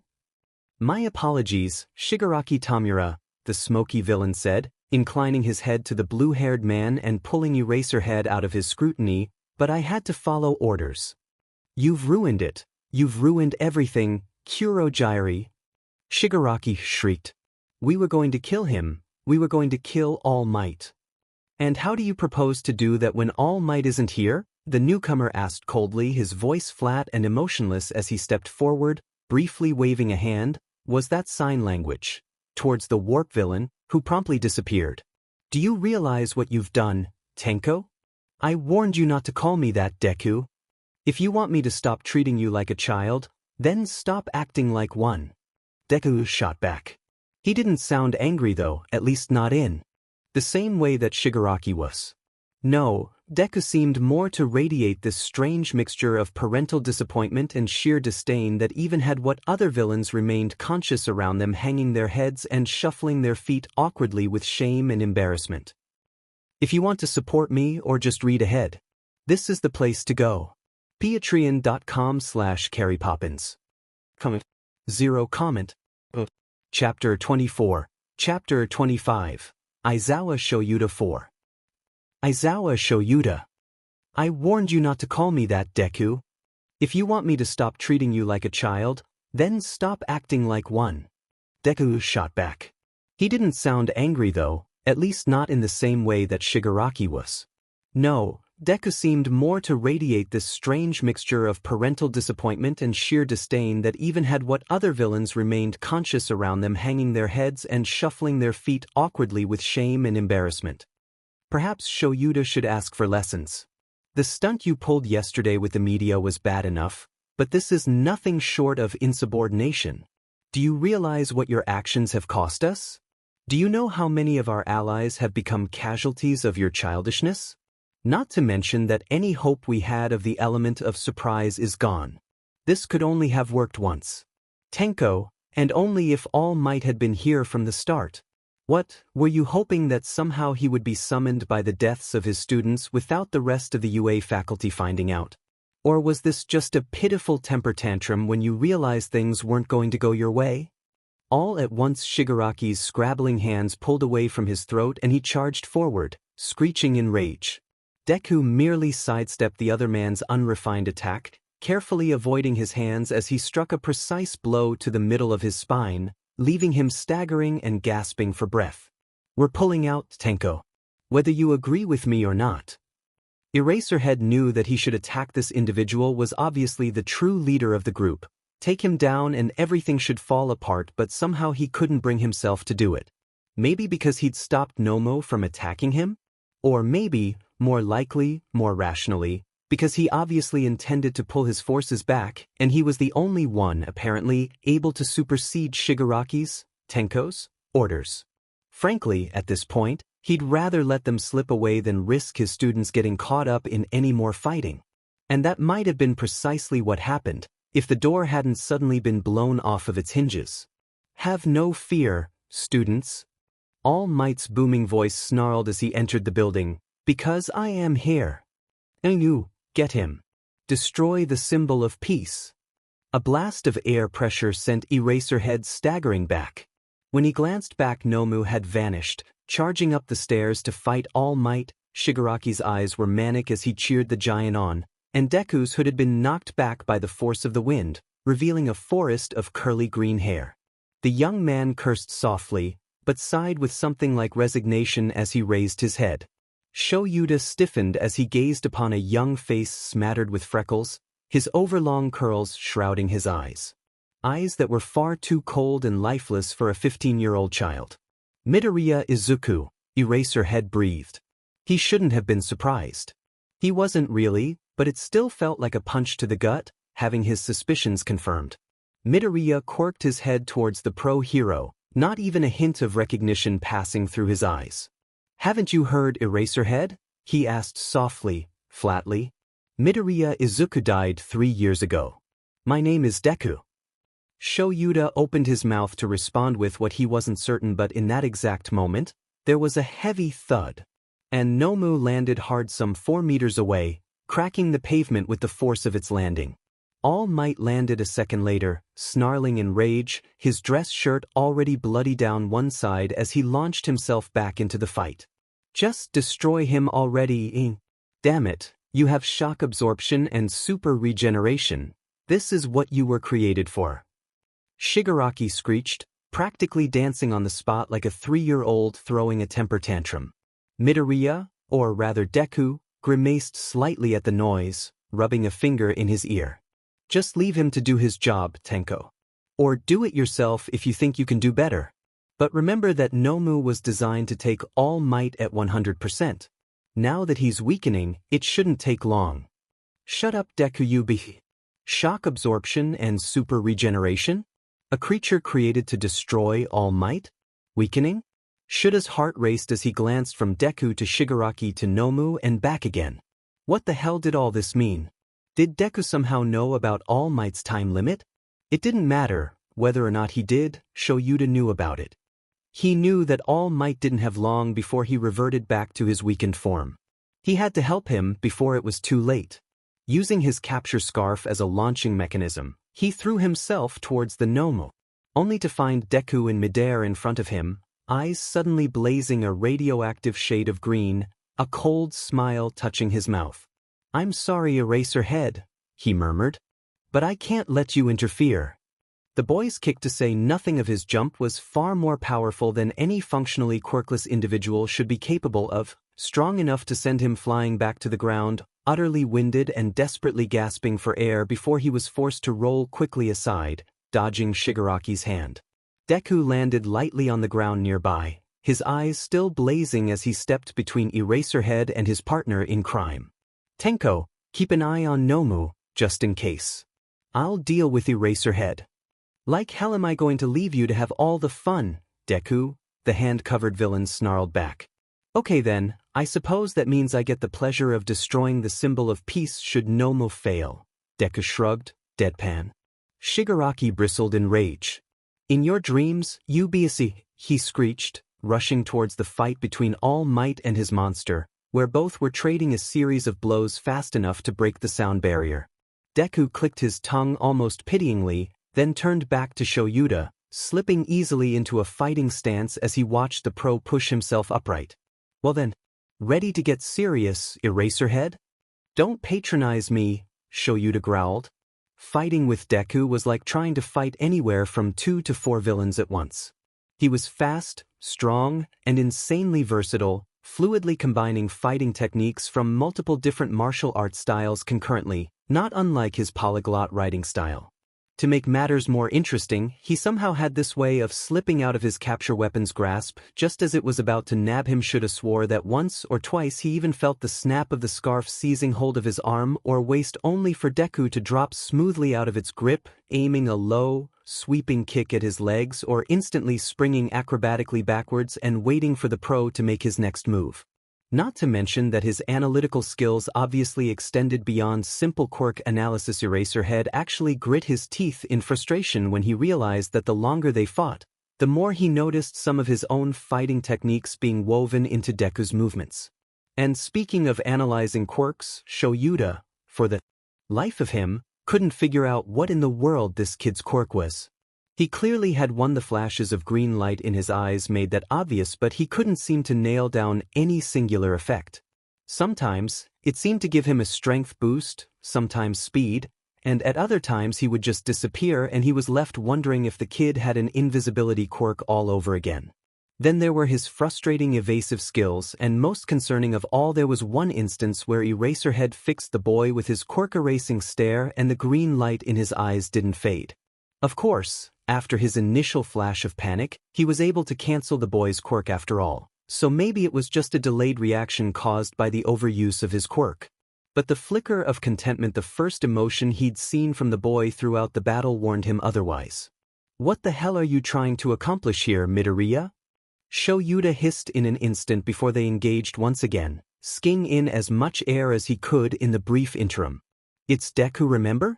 And I'm going to change the world. By attacking a goddamn school? These are kids, for God's sake." Something sour flickered across the boy's face before Shoyuta was forced to dodge a particularly vicious kick towards his eyes. He managed to avoid a concussion, but the boy's foot still managed to catch his goggles, the sheer force of the blow knocking them off his face and sending him reeling. "So was I, Eraserhead," came the cold response before his expression suddenly cleared. "That being said, I had no intention of harming your students. Honestly, I'd been hoping that we could be friends." Shuta's blood ran cold, trying to activate his quirk. He was down to 5-second bursts now. "What do you mean by that?" he hissed, his voice low even as he lashed out once again. "Come now, you can't think that I'm the only teen disillusioned by hero society as it now stands." Deku smirked as he miraculously dodged Shuta's scarf again, his green eyes flashing briefly as Eraserhead's quirk faltered, his dead smile becoming somehow coy. There's a quirkless student in 1B now. Do you think he's had an easy time of it? Not to mention your own students. You should have seen the fear in Shinso's eyes when he told me his quirk. The surprise in Shuji's when Siro called his strength amazing. Not to mention the pain behind Mina's smile, and don't even get me started on Todoroki Shudo. Todoroki? Shoyuta frowned, dodging another strike. Shinso he could understand as being at risk for recruitment, certainly. Even Shuji and maybe Ashido he could understand, considering their mutations. Tsukino from 1B he could definitely understand. But Todoroki? For just a moment, Midoriya seemed surprised. Then a sharp, bitter bark of laughter escaped his mouth. You mean you seriously haven't noticed yet? You've never even considered how strange it is that he has a burn scar on the side of his body that's supposedly flame-resistant. Eraserhead actually stumbled as the implications of Deku's words hit him like a tidal wave. For a burn scar to appear as he had suggested, then the flames used to hurt him would have to be hot, hotter than any normal flame, and considering who Todoroki's father was. A roar of, "Plus you yeah," snapped Shoyuta out of his reverie, and he glanced up just in time to see the black figure of Nomo flying through the roof of the USA, evidently thrown by the symbol of peace himself. He and Deku each glanced towards the man, standing by the edge of the plaza and breathing heavily as he turned to face a stunned and subtly shaking Shigaraki, his iconic smile still fixed in place. "Surrender, villains," he called. "We all want to get this over with quickly." There was steam pouring off of his body, visible even through the dust and smoke settling around him. Shuda's exhausted eyes narrowed, relying on his sheet of dark hair to conceal them now that his goggles were gone. He was going to change back any second now. "What's wrong? Not attacking? I'm right here, so come and get me if you dare." "Deku," Shigaraki hissed, scratching at his neck again in obvious agitation, "you lied to me. He's just as strong as he's always been, you be." Shuda's heart leaped into his throat as he shot the green-haired boy a glance. If he called All Might's bluff, then they were done for. But strangely, the boy didn't say a word, though his eyes did grow narrow and calculating. "What, are you scared?" All Might called again. "Not at all," Deku said finally, taking a half-step forward, a cold smile touching his lips. "You simply taught me when to cut my losses. If you want to support me or just read ahead, this is the place to go. Patreon.com/CarryPoppins. Comment. Zero comment. Chapter 25. Chapter 26. Aizawa Shoyuta v. Aizawa Shoyuta. "Deku," Shigaraki hissed, scratching at his neck again in obvious agitation, "you lied to me. He's just as strong as he's always been, you be." Shuda's heart leaped into his throat as he shot the green-haired boy a glance. If he called All Might's bluff, then they were done for. But strangely, the boy didn't say a word, though his eyes did grow narrow and calculating. "What, are you scared?" All Might called again. "Not at all," Deku said finally, taking a half-step forward, a cold smile touching his lips. "You simply taught me when to cut my losses." All Might glanced towards the boy, then he suddenly froze, his eyes visibly widening even from this distance. "Why you?" he whispered, and Eraserhead frowned at the implied familiarity underneath the shock. "It's been a long time, All Might," Deku inclined his head in greeting, almost mockingly. "It seems that you haven't regressed as much as I calculated you would by now. Although, I suppose it's nice to confirm that you haven't chosen your successor yet." Shoyuta didn't miss the way that All Might flinched at that, but he couldn't be bothered to wonder why at the moment. "But anyway, I believe we've all stalled long enough, so our reunion will have to wait." As if on cue, Kurogyari appeared next to Deku, stepping out of his smoky portal. "Most of our allies have been reclaimed," he announced smoothly. "They await us back at the base. There were some that I was unable to collect, but the other pro-heroes are nearly here. I believe it would be unwise to stay any longer." "Thank you, Kurogyari," Deku acknowledged with a slight nod. "Tenko, we're leaving." The blue-haired villain's hands balled into fists at that, audibly grinding his teeth. "Not yet," he hissed. "Not until I've killed the symbol of peace." With no further warning, the villain charged directly at All Might. Shoyuta swore softly, his capture weapon lashing out to try to seize the man and haul him back, but to do so he had to sling it past Deku, whose hands snapped out and grabbed the scarf, twisting and using it to slam Shoyuta into the ground with enough force to crack one of his ribs and bang his head against a piece of stone torn from the pavement. He gasped, the shock keeping him from moving, so that all he could do was blink stars from his eyes and stare in horror as Shigaraki rushed a weakened and nearly helpless All Might with one hand outstretched, fully prepared to disintegrate the number one hero into dust in an instant. Boom. Ha!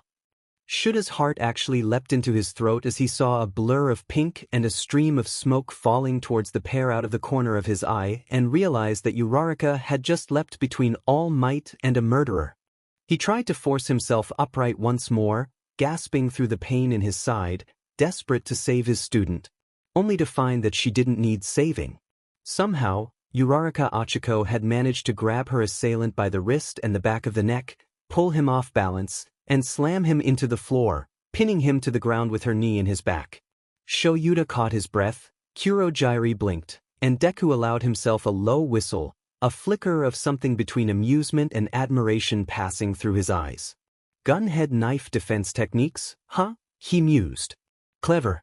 She must have realized that Tenko's quirk only emits from his hands. But unfortunately, Shuta's heart seemed to stop again as he realized what was about to happen a second before it did.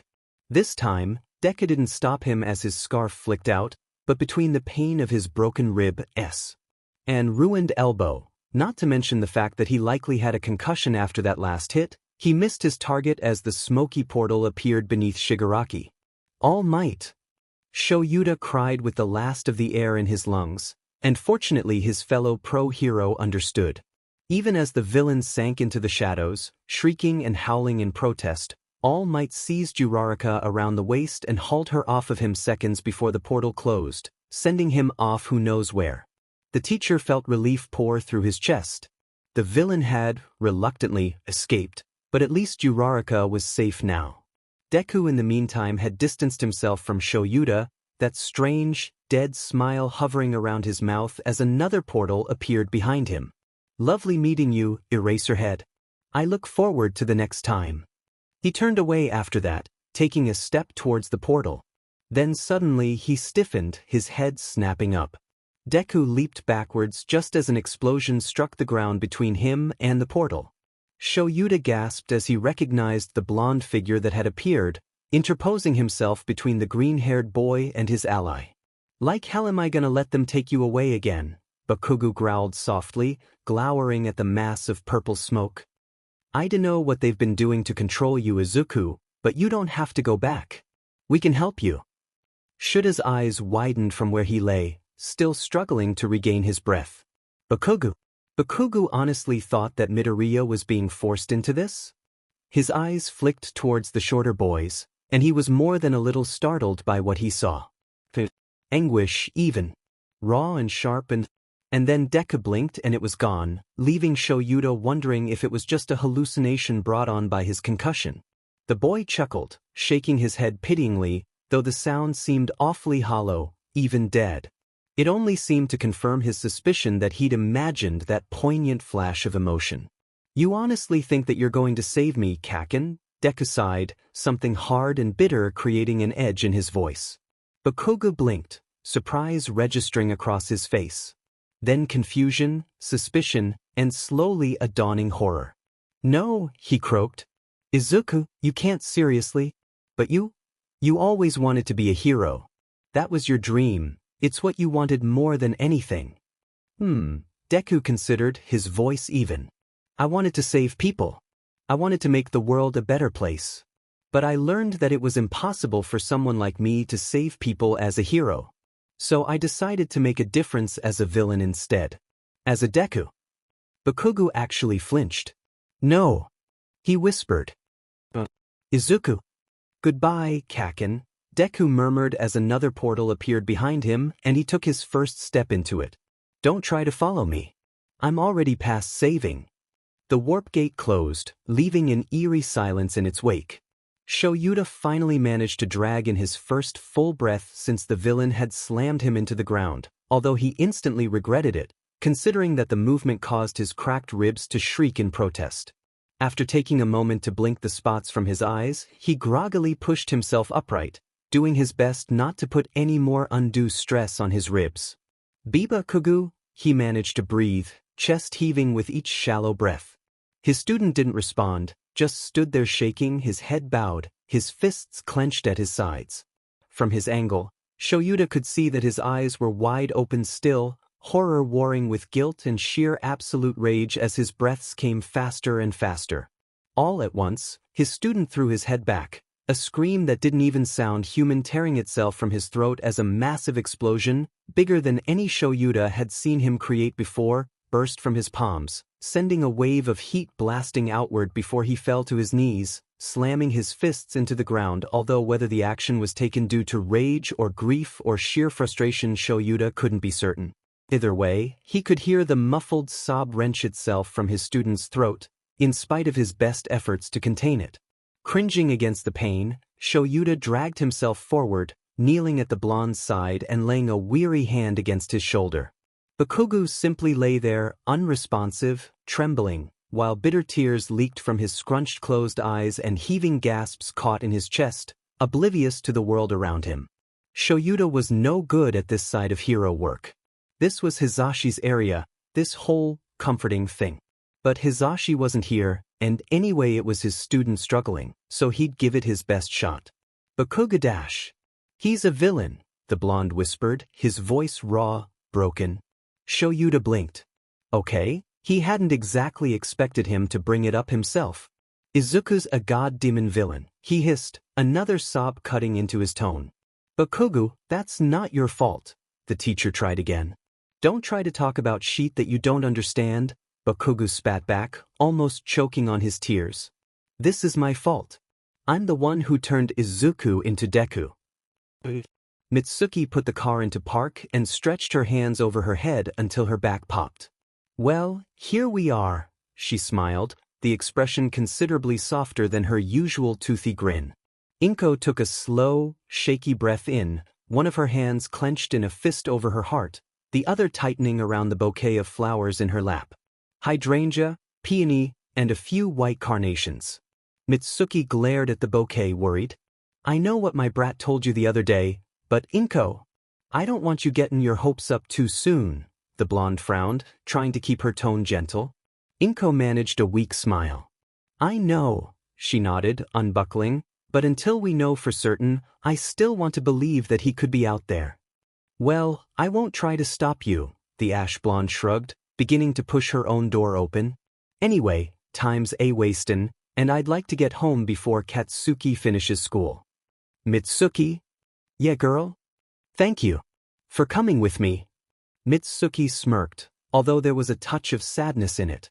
Inko, you've been dealing with my emotional constipation since grade school. This is the least I can do. The green-haired woman almost laughed at that, but the smile that stayed on her face was still warbly and a little anxious as she climbed out of the passenger seat. The trek up the grassy hill was characterized by a friendly, but tense silence. That tension only seemed to increase as time went on and they grew steadily closer to their destination. You sure you want to do this so soon? Mitsuki frowned, noticing how Inko's breath grew.